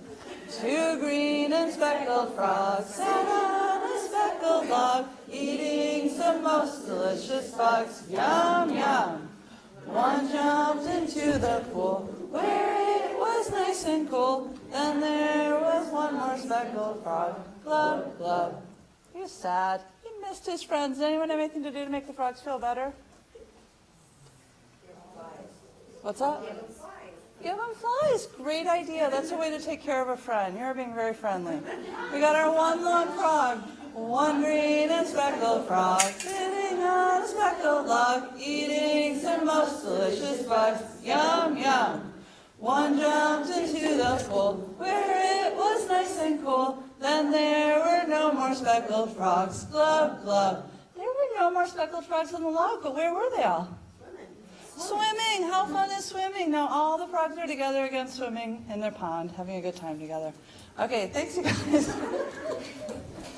Sometimes as a teacher too, I would totally forget a song, and I'm like, oh wait, the 3 frogs. That was a good one. So we have gone through 4 steps of using behavior observation reports. I think it's a great form, and I wish I'd had it as a teacher, so I could have documented stuff better and gotten more information. So we went through steps. Step 1, you're going to use it to communicate. Step 2, you're gathering information. You're getting that data. Step 3, you're developing the hypothesis. You're putting on that detective hat. Step 4, you're designing your teacher support plan. So you got some practice there. Step 5 is the tricky part. Like you have to do it, right? Sometimes we come up with these great ideas. Like that's a great idea, and then we don't actually implement it. The other thing is how long is it going to take for this behavior to change? If you do it 1 time, is the behavior going to change? No, so you're going to have to do it for a few weeks. You know, you guys have these conversations with parents all the time. How many of you talk to parents about a bedtime routine? Or potty training, or any of these? And the parent's like, I tried that. I'm like, you tried, like how many days did you try? Well, we tried it that 1 time. Like, okay, like probably need 2-3 weeks to really get a new routine down. So you have to implement it for a period of time. I would say, 2-3 weeks or more to start to see some change. You have to monitor, is it working? Evaluate it, and then determine if a more formal process is needed. More formal process might mean a lot of the little guys you're going to be able to do in-house, do some work together, try some strategies. You implement, you monitor, you evaluate, and you're like, we're great at this, and this kid's made a lot of progress. Some of the kids, you're like, we are great at this, and let's build a team. That's the more formal process. And then after you implement the plan, you're going to keep collecting behavior observation reports. Some things you may see is you may see a decrease. You may be switching your focus to collecting them on the behavior that you're working on the replacement behavior. So you're observing for gentle hands instead of hitting, and seeing what are the conditions that support that replacement behavior. You're going to share the strengths, successful strategies, concerns, and work samples. And you're going to share that with each other, but also with the family, letting them know what's going well. There's nothing that's going to get the family more on board than for you to share something positive with them. You know the families where you've been giving them that kind of stack of incident reports, they don't want to see you. They're running away from you. And then if successful, inform of the continued need to support the student. So a lot of these kids, if they're truly these top of the pyramid kids, you can't really back off. And that's where, if the behavior creeps up again, sometimes it's because you've backed off a little bit and you're not doing the intervention as intensively. And if you're not successful, you're going to talk about next steps that you might be using instead. And find successes. There's sometimes folks I was working with a team, and man, were they beating themselves up over this kid who was really, really, really hard and had a family with a lot going on. And I would come back every couple weeks, and I would see changes. And they're like, but he's not going to be ready for kindergarten. I'm like, but you guys, I see this, and this. Like, I was able to document their changes and share their successes. So try as a team to find the successes that you're seeing with the child. And sometimes it's in they're still struggling with the other kids. It's like, wow, that kid, he can read every kid's name in the class. So there's going to be different kinds of successes. So when the problem behavior returns, there's when, not if. That's interesting. So we're talking about the top of the pyramid kids. When the problem behavior returns, you're going to put your detective hat back on. You're going to get out your magnifying glass. Your dramatic play area perhaps becomes like a detective station just to support your process. And then we're going to figure it out. So first you're going to review the plan and make sure it's being implemented as planned. So you put all this effort into it. Does everybody know the plan? Does the afternoon teacher know the plan? Does the sub know the plan? And are you implementing it the way you want it to implement it? Then you're going to restore the support plan and implement with fidelity. It's like, oh, okay, guys, every day at nap time we're supposed to bring him in first and get him settled down. And we did that for 2 weeks. It was really successful, but I'm not sure if everybody knows that. You're going to review the data to determine if the pattern is an extinction burst, meaning sometimes things get worse before they get better. So if you're teaching a new skill, sometimes you get a little bit more, sometimes things get a little bit worse before they get better. So that's something you can kind of plan for. It might be a rocky couple weeks, and then things will smooth out a bit more. Continue the plan through that extinction burst, or examine events to see if there are new triggers for behavior. So, and is life the same all the time? No, I think the only thing you can count on in life is that things are always changing. So has there been a change at school? Is there a teacher out? Is there a new kid in the class? Is there a change to the routine? We just had daylight savings time. That rocks some kids' worlds.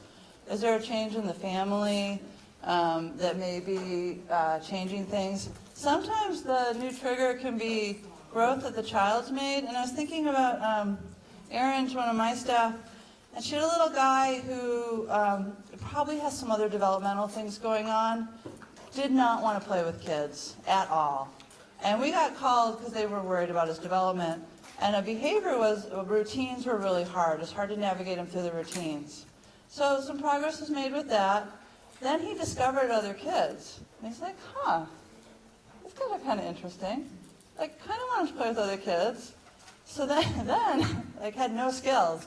Then we had a new set of behaviors around his interactions with peers. So when he ignored the other kids and didn't play with them at all, then there wasn't, we didn't have the kind of physical behaviors that then manifested. So sometimes, there's new events that can trigger.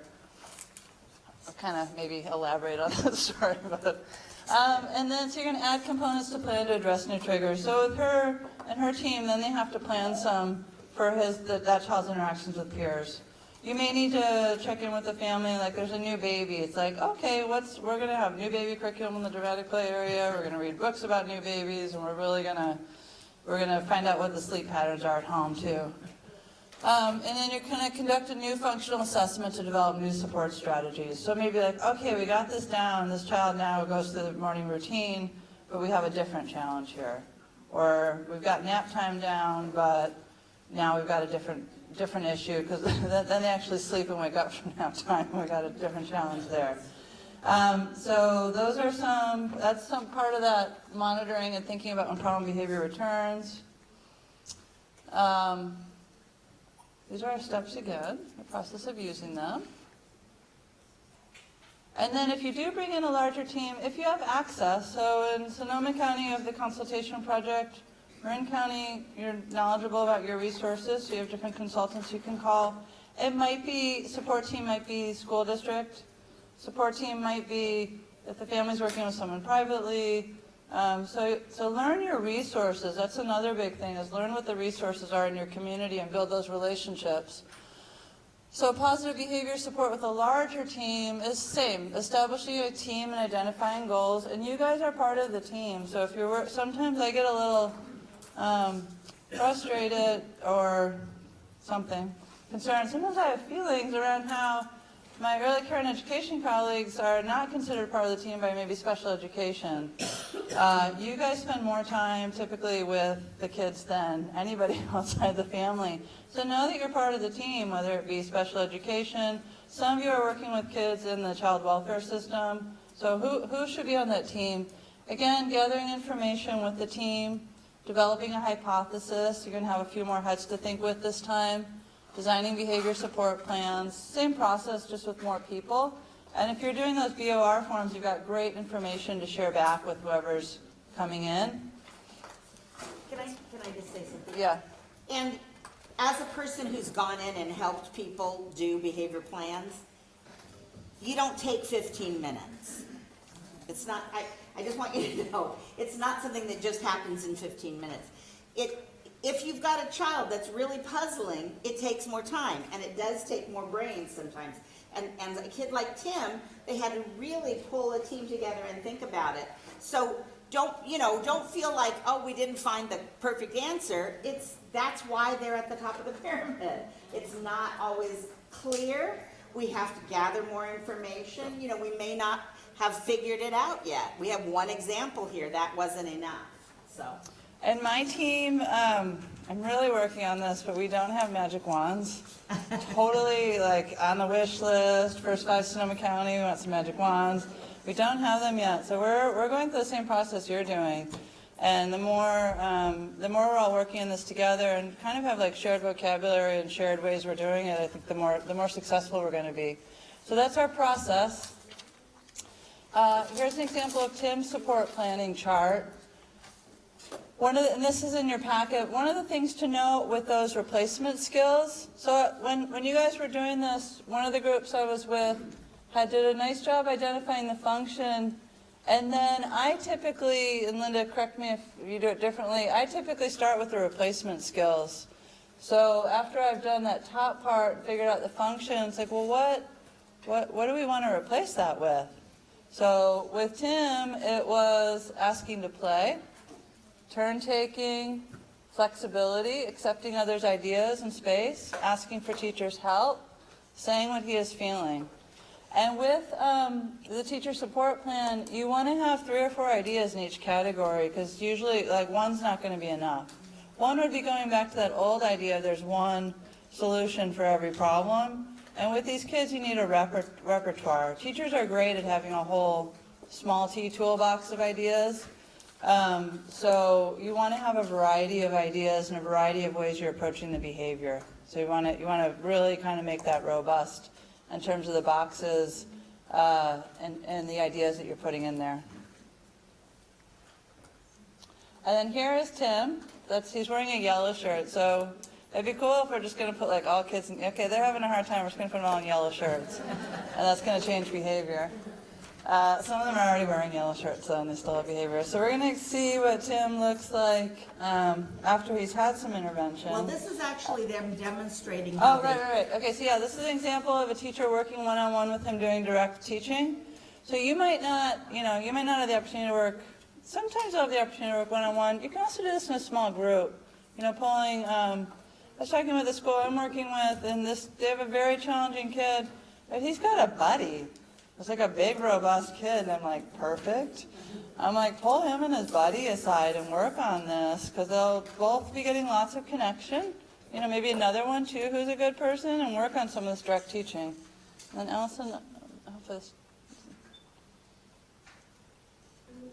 okay.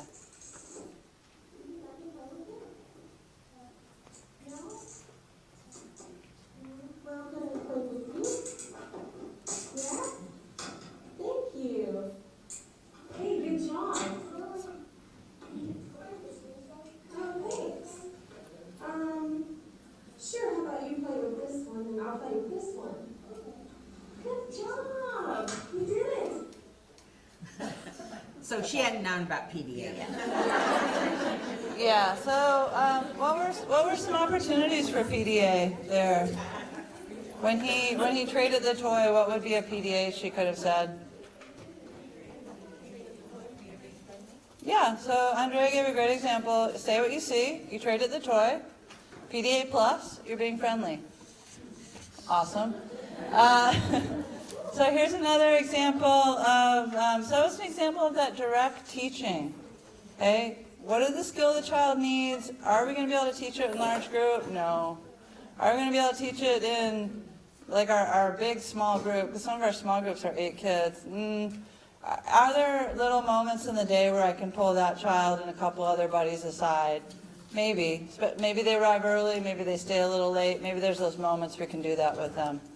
So here's another example of social skills instruction. Oh wait, that's the same one, sorry. Okay, never mind. All right, let me move on. Okay, sorry, that was the only video. Again, positive behavior support plan development, what you guys were just doing, so you can start to think of yourselves, as positive behavior support people. It has to be linked to functional assessment. You have to have spent the time figuring out what is the function of behavior. If you don't have that piece down, if you don't have some information, then you're not going to be successful. So first you have to get good evidence. So anybody like crime shows or detective dramas? Any people who like that kind of thing? So think about that. They spend, it's 50 minutes collecting the information, and then like 10 minutes like, aha. Right? So you're spending a lot of time collecting the information, and then you have your aha moment where you figured out the function. And then it's part 2. It's a cliffhanger episode where then you develop your interventions. So you have to include all 5 components, so that gathering information, building your team, etc. I can't remember them off the top of my head. Must fit with the abilities, routines, and values of the caregiver. So it has to fit. It has to be feasible. It has to be what you can do. When I have new staff coming in for the consultation project, I try really, really hard to make sure they're flexible people. You're going to go out to these programs. You have to learn the program, learn the philosophy, and try to come up with interventions that they might actually possibly be able to do, which is tricky. So think about what can you actually do. You can probably do a little, and there might be that zone of proximal development. Those of you guys, there might be that little zone where you might be able to do a little bit more than you think you can do, especially if you're doing it as a team. You got to have buy-in from the team, so all of you have to be in consensus. So 4 of you are like, we're going to do this, every day when it's time to go inside, this child, he's going to go in first and help set up for lunch, and one of you's like, that's not fair. Why does he get to do that? No one else gets to do that. It's not going to be successful. You really got to talk amongst your team and get buy-in from everybody and get consensus, which can be tricky. That's a little bit of process. And then there's a separate, as you learn this, and there's another top of the pyramid training for individuals who want to develop behavior plans. And down the road in a few years, I'll need more consultants too. So the better you get at this, the other more job possibilities you have. Okay. Let's see. Well, one more thing I wanted to say is that you can do all this stuff in your classroom, even if the parents aren't on board. So sometimes there's that feeling like, well, the family's not doing anything. I usually try to step back to like, well, why isn't the family doing anything? What are the stresses and stuff they're having? But, you know, you might not be getting a whole lot of support from the family. You can still do stuff in the classroom. The classroom is the domain that you can control. You can't control what happens in the home. You can always be working on building relationship. As you start to report more successes to the families, their ears might perk up a little bit. But you can start to implement things in the classroom. And kids also, they can handle different expectations at home and school. Home and school is always different. So they, even if things are, you know, potentially some of the kids we work with, it's kind of chaotic at home. They come to school and they're, you know, they can respond and to what you're doing at school, even if things at home are different. And some of you have seen kids where it's harder for them. Some of you have seen those kids who, they come into your program and you have snack every day at the same time and toys to play with, and you can see them just take a breath, just like, oh, this is great. There's this thing called a routine. I don't have it at home, but I like this. Other kids it's harder, you know, but they will respond to you. All right, so this is the video of after Tim's had some support. And we'll see him playing with a buddy. And this time, what shirt is he wearing? Yellow again. Yellow again, okay.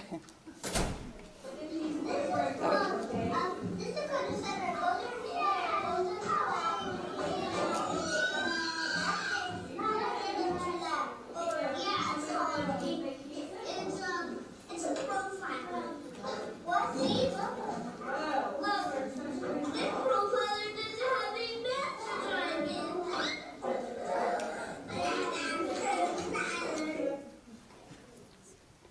So we could see him sharing a little laugh with a friend, communicating, etc.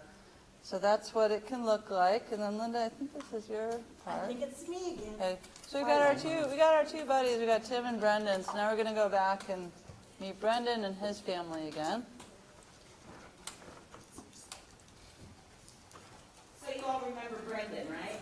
We just saw him and his brother Joshua on the computer. So,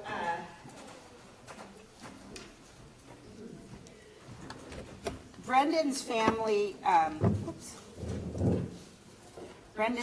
was an early adopter of the positive behavior support system for young children. So his mom actually ended up working for the program for a while. So she and her husband are interviewed, and they share a little bit about what their life was like. So I want to show you, this is a before, and then we'll show you an after. This was a behavior specialist that worked with them at home because his behavior was such that they had not even tried to put him in a program. And one of the things that the behavior specialist asked is, what do you want to do? And they said, well, my older son, Joshua, his favorite place is the library. And we've been asked not to come to the library because of Brendan's behavior. And so they said, well, let's go to the library and see what it looks like. So this is them trying to go into the library.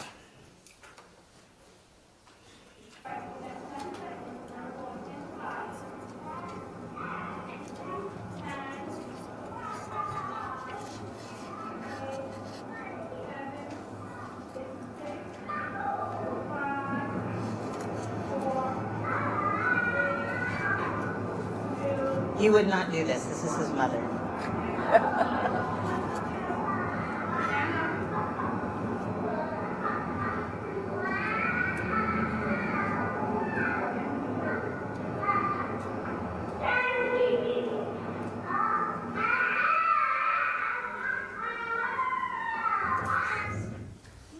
Not really the way you want to. You can just leave them off because we're going to keep going here.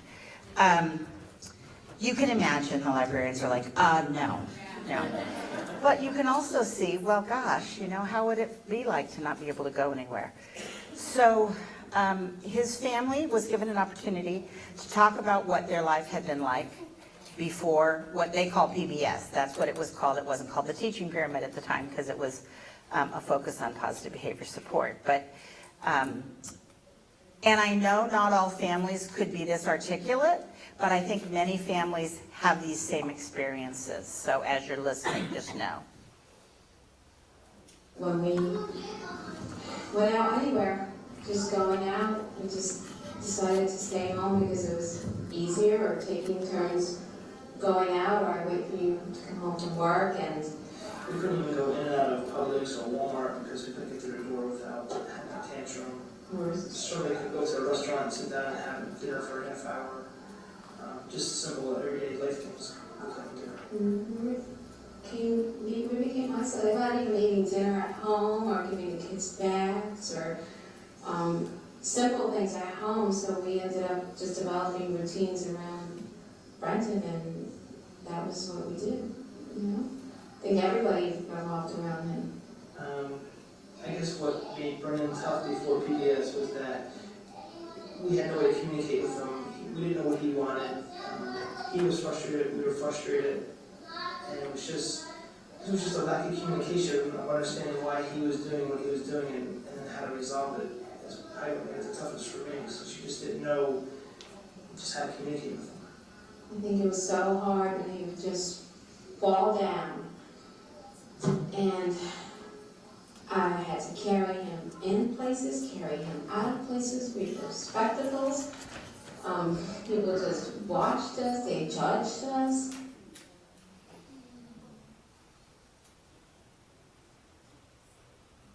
I guess when we missed out on activities that our family members were having, I guess you felt defeated, depressed. I felt abandoned by the family. I felt like our family wasn't supporting us, and our entire family was excluded from an event because of our child, and I didn't think that they were helping us to know what to do with our kid. I mean, if anything, we had some pretty tough comments about, well, maybe we should consider an institution. And some of these things are well-meaning. They actually meant well by saying these things about our child, but none of it was really good advice. I can share a lot of self-pity, you kind of like, I can't believe this is what my life is turned into. And it's like, and maybe that's what we felt the most is like, how did this happen? How do we go from where we were, 3 years ago or 4 years ago to where we are, today, not being able to leave our house. So that was probably the worst feeling. Other people looked at us like there was something wrong with our parenting skills. Certainly before PBS, cool.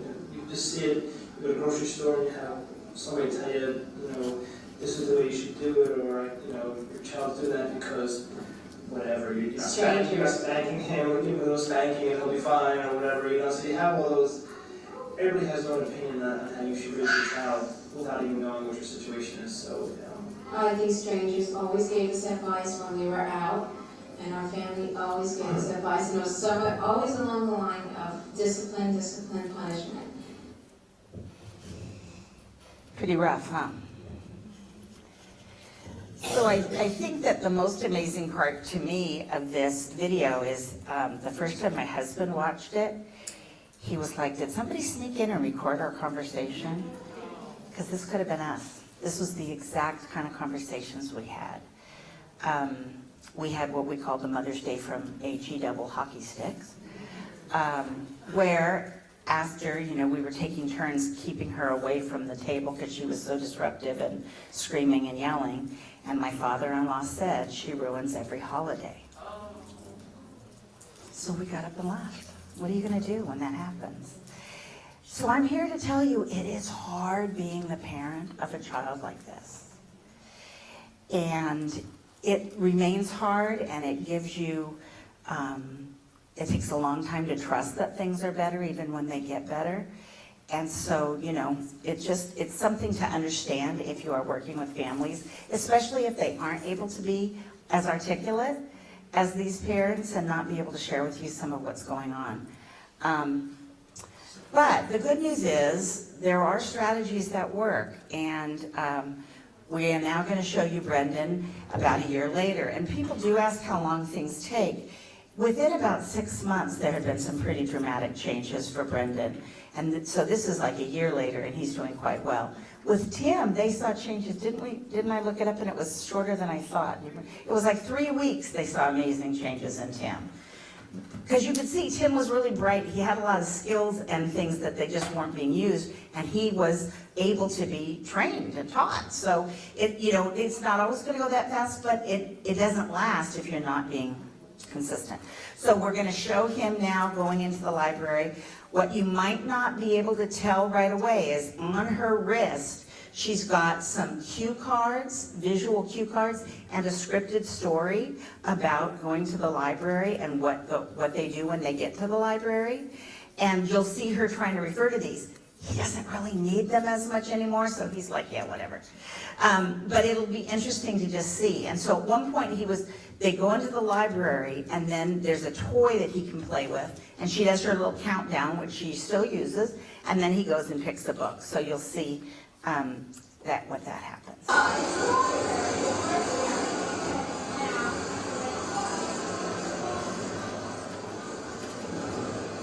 So she's showing him the card, and he doesn't care.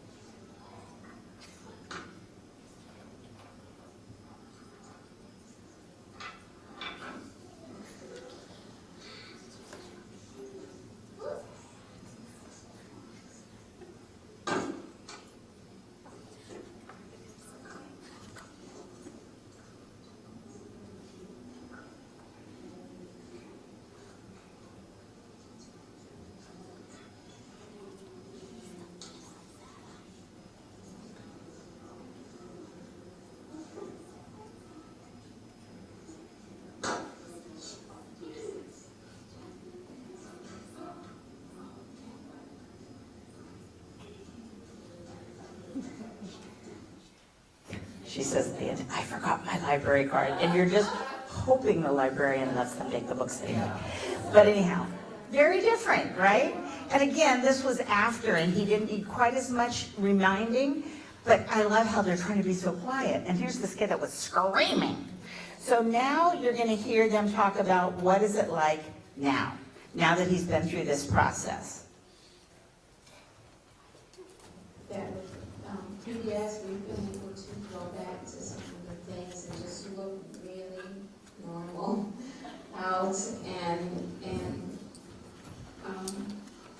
just in public and restaurants, we've gone to eat and Baseball game. we went to a baseball game, we go to dinner, we have goals, little goals of things that we want to do that is like, okay, let's see how we can accomplish this, and then we just go ahead and figure it out and get our pictures together and There are social social stories. stories, and they said, now we're gonna do this.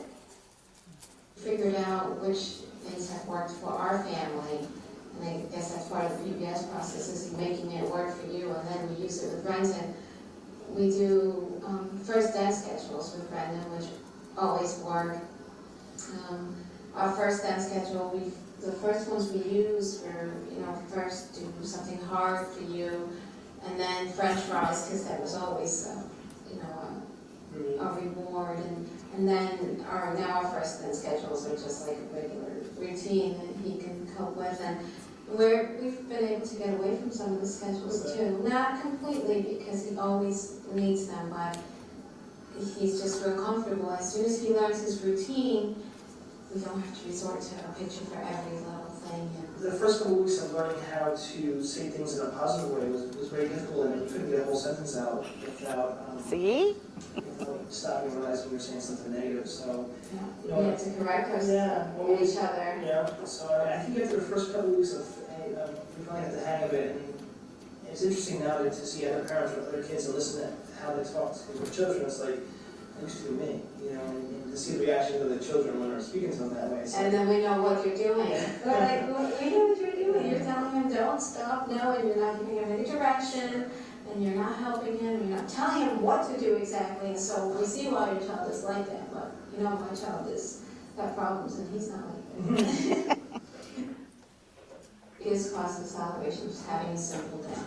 When you know the alternative, a simple day without a tantrum is a happy day. So,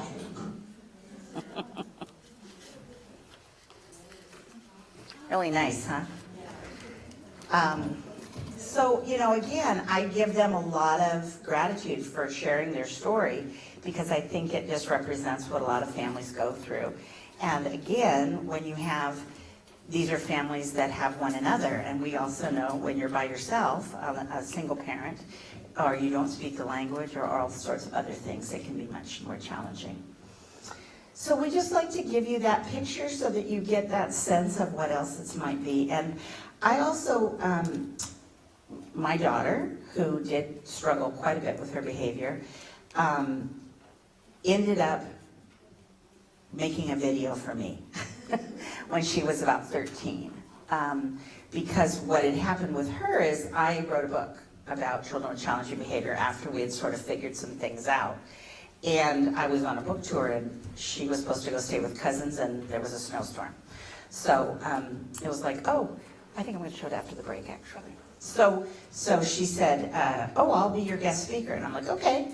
And I went, oh, what have I done, But so anyway, we talked a little bit about what I was going to talk about in the workshop. And at the time, I was training a lot of elementary school teachers. And so I said to her, what are some things that your teachers have done that really were supportive for you? She had a list of things I didn't even know about. I mean, she just went on, and it was amazing. So I recorded that, and then she had written an essay for her class, because what happened with her is she was diagnosed with a mental health disorder. She has an anxiety disorder, and I was one of those anti-medication types. What a humbling experience. So she was finally put on medication, and with the addition of all the wonderful techniques, she did quite a bit better. But it was hard to explain to people because she didn't seem anxious. I'm like, she hits kids, she attacks kids, how is that anxious? But it was explained to me that it was like she wanted absolute predictability and control. And when anything veered from that, she was an externalizer, reactor. So anyhow, she has this awesome way of explaining what it was like to be her growing up and what her teachers did to support her. And I think for you to hear from a young person, so now she's 25, she's a pediatric intensive care nurse, she's getting married in November, she's great, she's fine. Does she still have some anxiety? Yes. Does she manage it? Yes. But you don't get to hear from the kids very often, and I think that that's an important thing.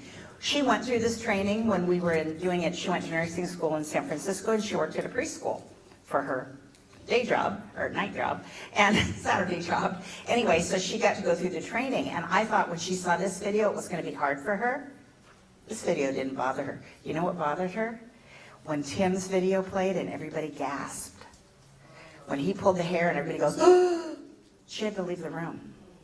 And she came back and she goes, that's what people were thinking about me. That's how teachers saw me. That was harder for her. And I think the message she gives me and always tells me to share is help people focus on the child behind the behavior. Don't forget, there's that sweet little Tim who wants to talk about profilers behind that behavior. And if we can just do that. So that's going to be your hook for coming right on time back from break. But before you go on break, we have a survey for you to do.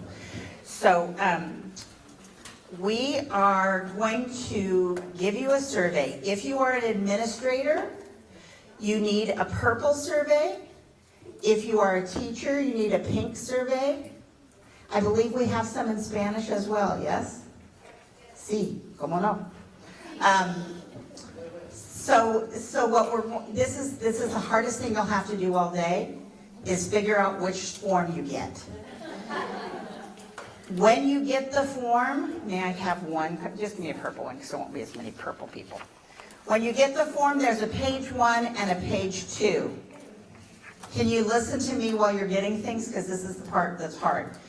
Page 1 is what you would say now. How would you answer these questions after this, you finish the training, pretty much, okay? Then you turn it over. On page 2, it's called a retrospective pre-test, not pre-test, pre-survey. So then you think back to August, before you'd taken this. How would you have answered those questions then? That make sense? If you have questions, ask us. Start on page 1, that's how you feel today.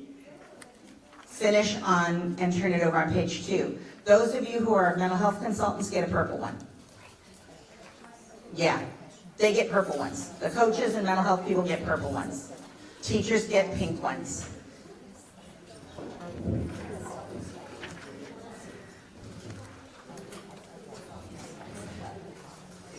So we'll try to keep it quiet enough for you guys to do this. It is not a group activity. We would like you to do them alone. Sorry.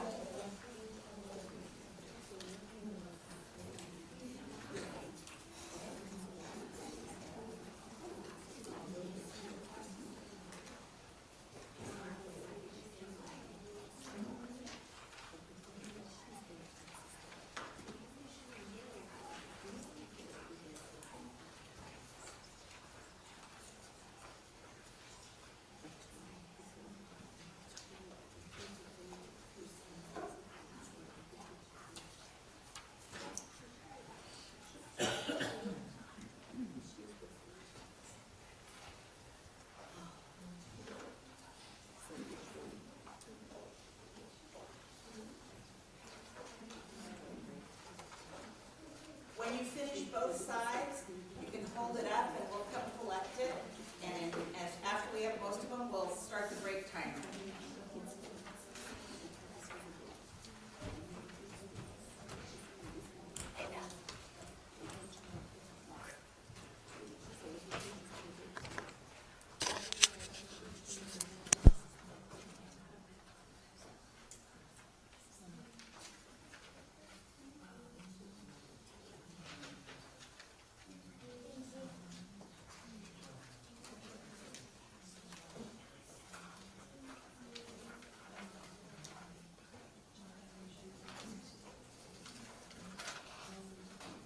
You want the date on here? The date, if you wanna put it on, sure. There you go. Thank you.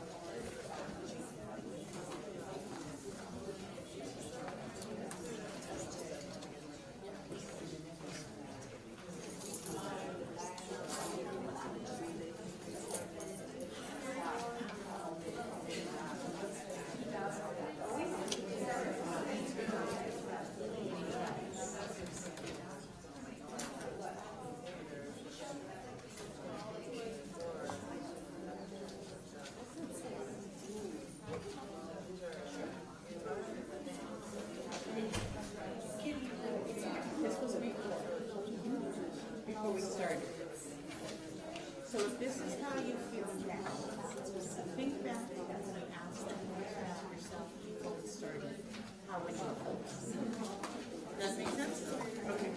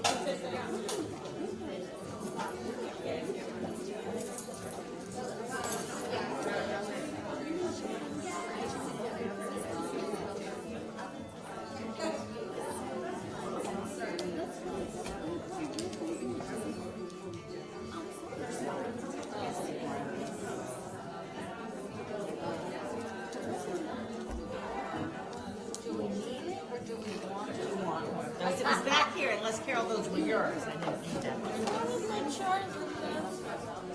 I don't know.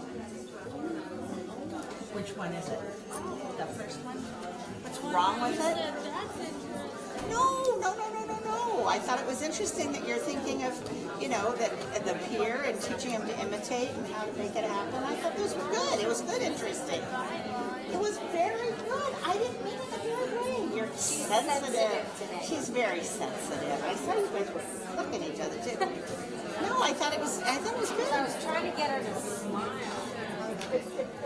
You're just sensitive today. It's one of those days. Just to, no, you are one sensitive.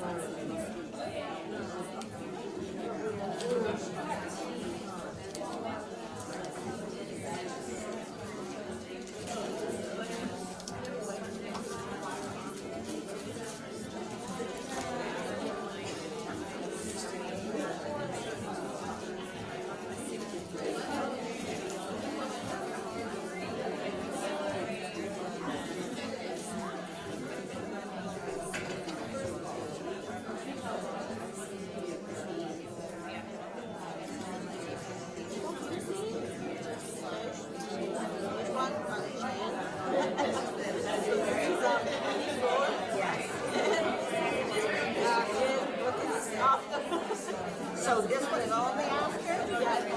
So should one of those? That one is.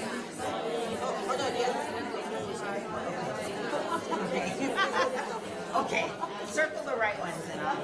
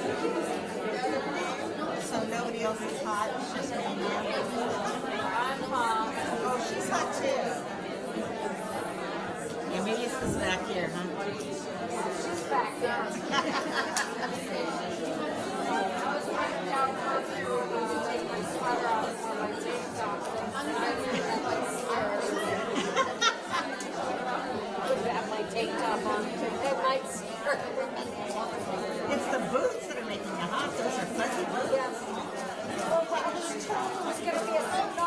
Exactly. They lie. They like them. But you know when you wear flip-flops in the rain, and your whole backside gets wet? Because I used to live in Hawaii and you wear flip-flops, but I just hated that. And it's slippery.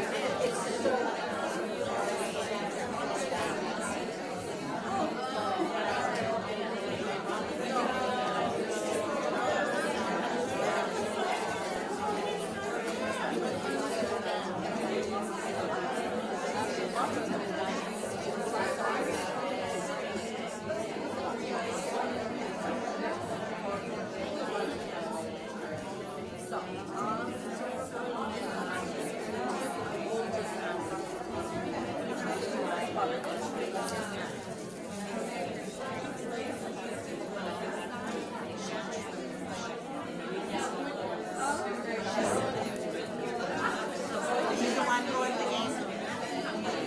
So what time is the game?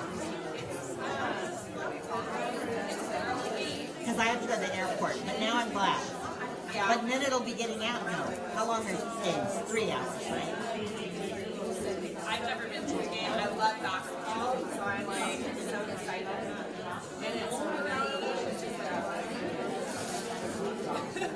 I guess it's like when our office is impacted by Giants games over in San Francisco, and the airports are, it's like I have to think that through when I'm going places.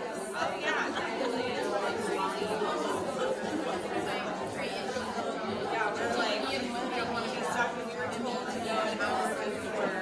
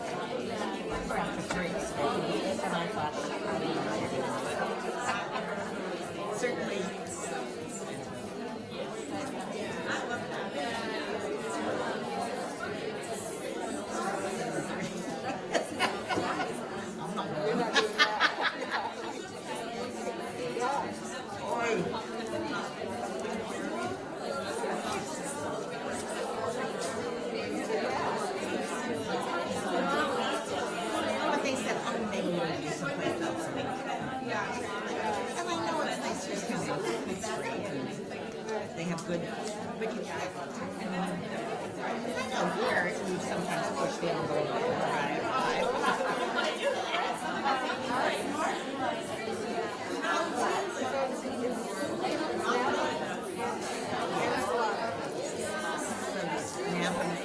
Yeah, they have other treats. I don't know what their first five meetings is, but I don't know. And actually, Andrea Ramos was saying, the fairgrounds have talked to us about being, and I thought, oh, you don't think of the the ones who like Vanessa Samson's. I've used them, and maybe Merced too. So that's interesting. There's sometimes kind of characters. Do they repaint in here? It must be the grayness. We're all noticing the colors more. And I said, yeah. I said, I bet it's the grayness. I don't know, but it wasn't just me. It was Healthy Studies and my mother has baby. No, that's not. From Henry.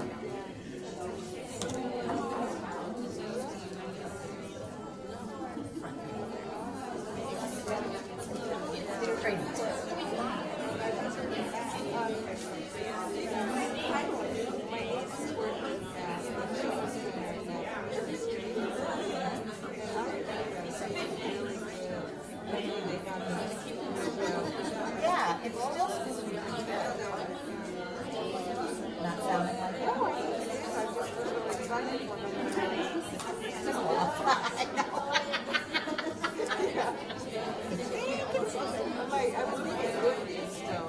I think so, yeah. I think Sharon's doing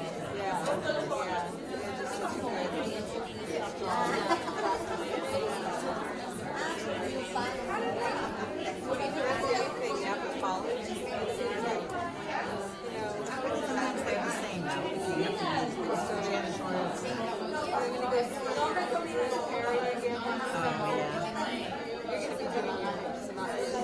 Oh, it's the same weekend. But then, kids, whatever he was on race on us. Oprah, no. Yeah, Oprah introduced me on I just felt like, if I were him, I would have said this Didn't get it.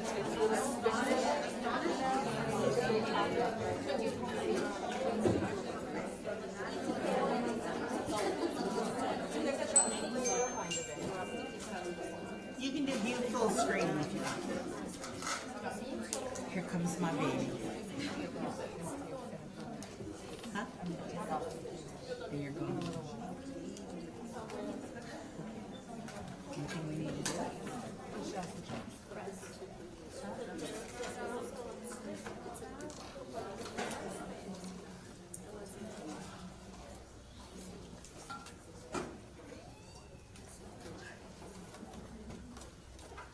If you just move the cursor, that'll go away.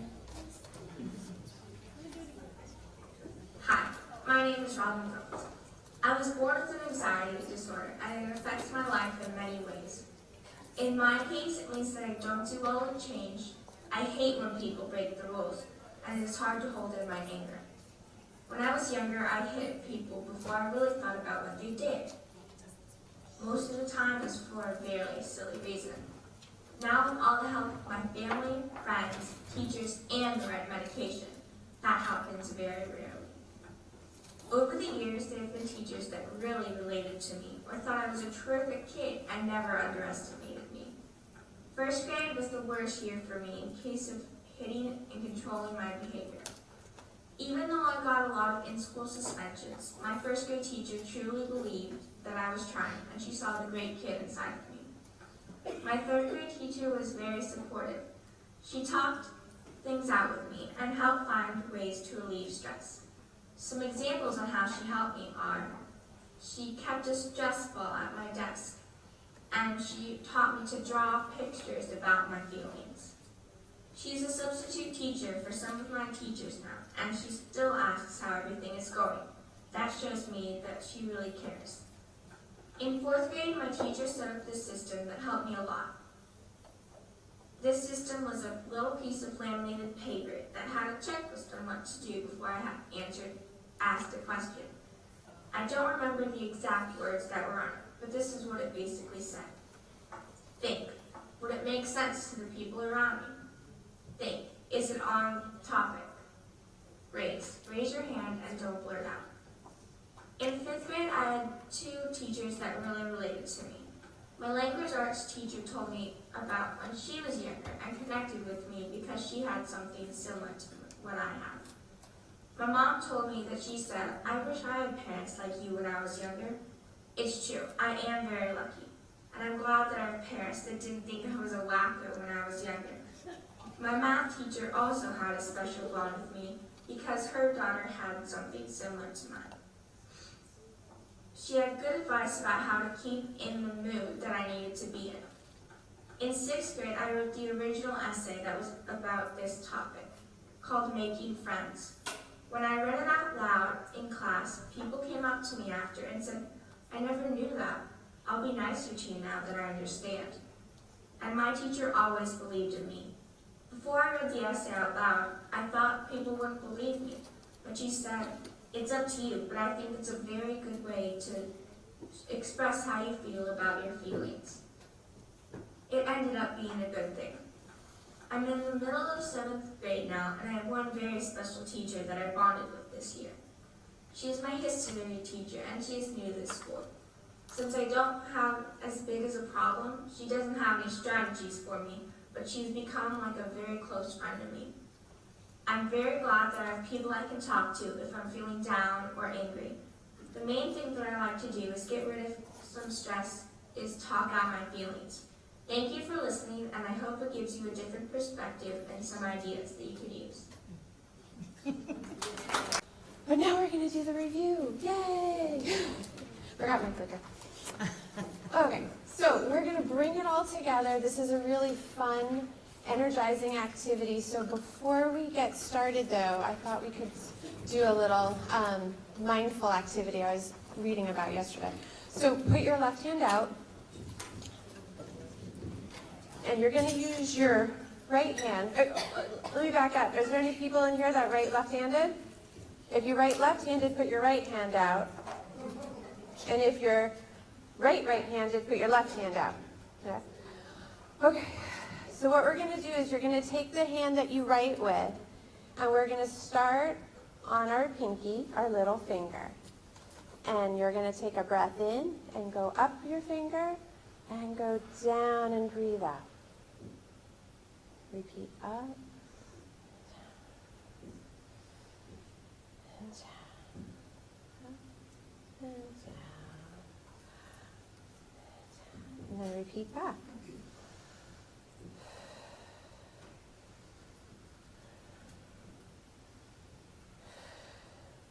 I'm at the doctor's office. It's called a starfish. And it can be kind of a nice transition. You got a little sensory thing. How did it feel when your finger was kind of going up and down? Any sensations? Maybe it tickled. Maybe it felt the pressure, helped sort of kind of calm your body. So it's a nice little breathing activity, different from some of the ones we've done before. It's called the starfish, if you were interested. So let's recap. So we're familiar, our triangle. We know this now. You probably can see this in your sleep when you close your eyes. You kind of envision this. And so this is a very familiar icon. This would be something helpful to put maybe on lesson plans as your kind of a reminder for, am I walking up the pyramid, or have I fallen off like the Duplo boy? So we're going to move through the pyramid, though, and what we're going to do is think back to Module 1A. And so in thinking about that, each level of the pyramid had a focus. And this is another hand activity you can do with your hands. 2 thumbs together and your pointer fingers up, right? So we have our foundation at the bottom. It's really, really wide. And then it gets narrower at the top. So everything we do at the bottom, those are strategies that are good for all children. And as we go up, up, up, it becomes a little bit more, as we're here today at the tippity top, for those persistent challenging behaviors. But if we have in place the foundations of the pyramid at the bottom, those are going to be good practices for all children. And those are going to support all the children. So hopefully when you're looking and thinking about the tippity top, you have very few children up there, because you've been consistent in putting into place everything that we've learned here. And again, it's a process. You can't go back to your classroom and do everything that you've learned all at once. So be patient with yourselves as you're implementing.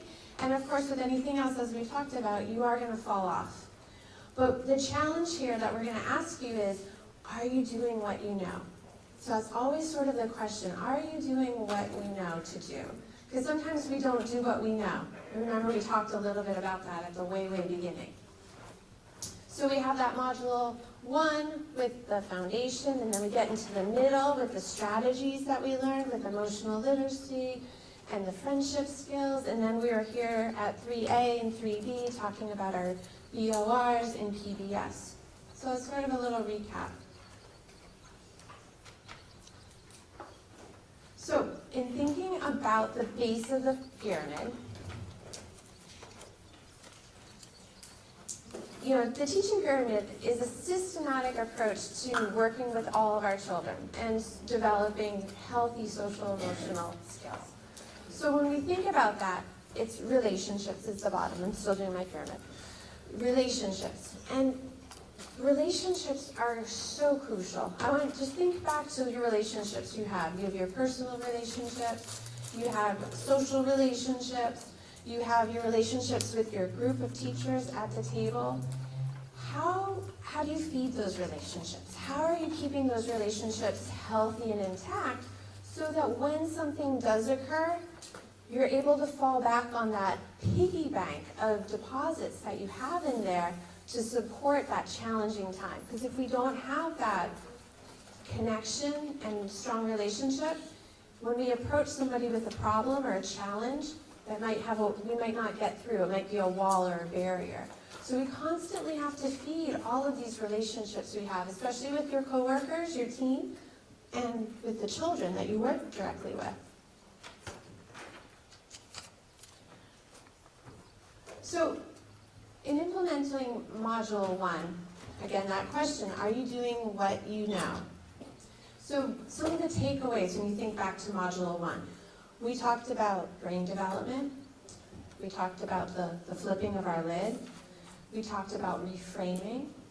We talked about the relationship piece, about how to build those relationships, and what's one great way to build relationships?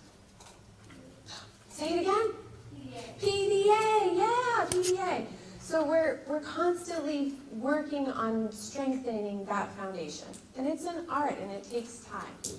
But with persistence and practice, we're going to get there. So we're going to continue to focus, and what we're going to do is thinking about that Module 1 and how we built those relationships and some of the strategies you're using. Because each of your team is so unique. You're doing different things at your sites already to build those relationships. And what we're going to do is think back and create our own pyramid on what we have been doing. We're going to celebrate all of our successes that we have. So what we'd like to do, you have some paper at the base of your table. It's this blue color. It's like the pyramid. First color, blue. And you have some wonderful smelly markers at your table. What the activity is, on one piece of paper,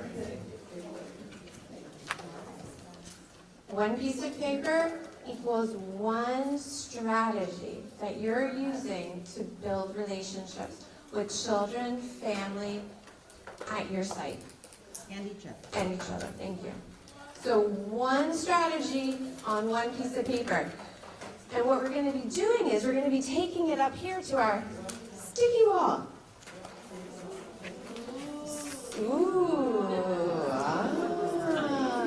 So if we write really, really tiny, are we going to be able to see?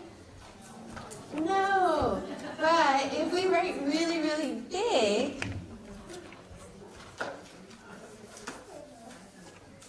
and then we're going to put it up on our pyramid. Isn't that cool? So we're going to do one strategy for one piece of paper. You have delicious smelling sniffy markers to write with. And then we're going to have you come up and share. So after we finish, You're gonna come up and put one up and, oh yeah, you have some on your table. If you need more, let us know. And we're gonna say no repeats. So there's already one up with PDA with families. So can you repeat that? No repeats. No repeats. And I'm inviting our coaches and our other visitors to come join some of you at the tables, because they don't have stress. Hold on a second. Wait. Questions? Questions? No, Not yet. We'll call you up by tables, but just write them right now. Yes, because you're going to have a lot of strategies that you're doing, right? For building relationships. As many strategies as you can write. No duplicates.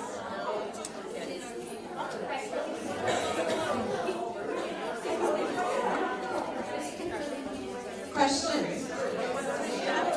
Within your table. So hold on a second. Let me get your attention again.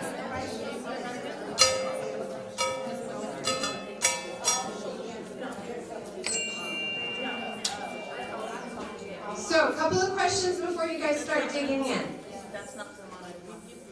We're going to write at our tables, and then we'll call you up for sharing. No duplicates at your table. So if somebody says, oh, we do family teacher conferences, okay, that's one. You can't do it again. You have to come up with a different idea or a different strategy. Other questions? And just the bottom first. It is just relationships. We're just talking relationships. And we have more paper if you need.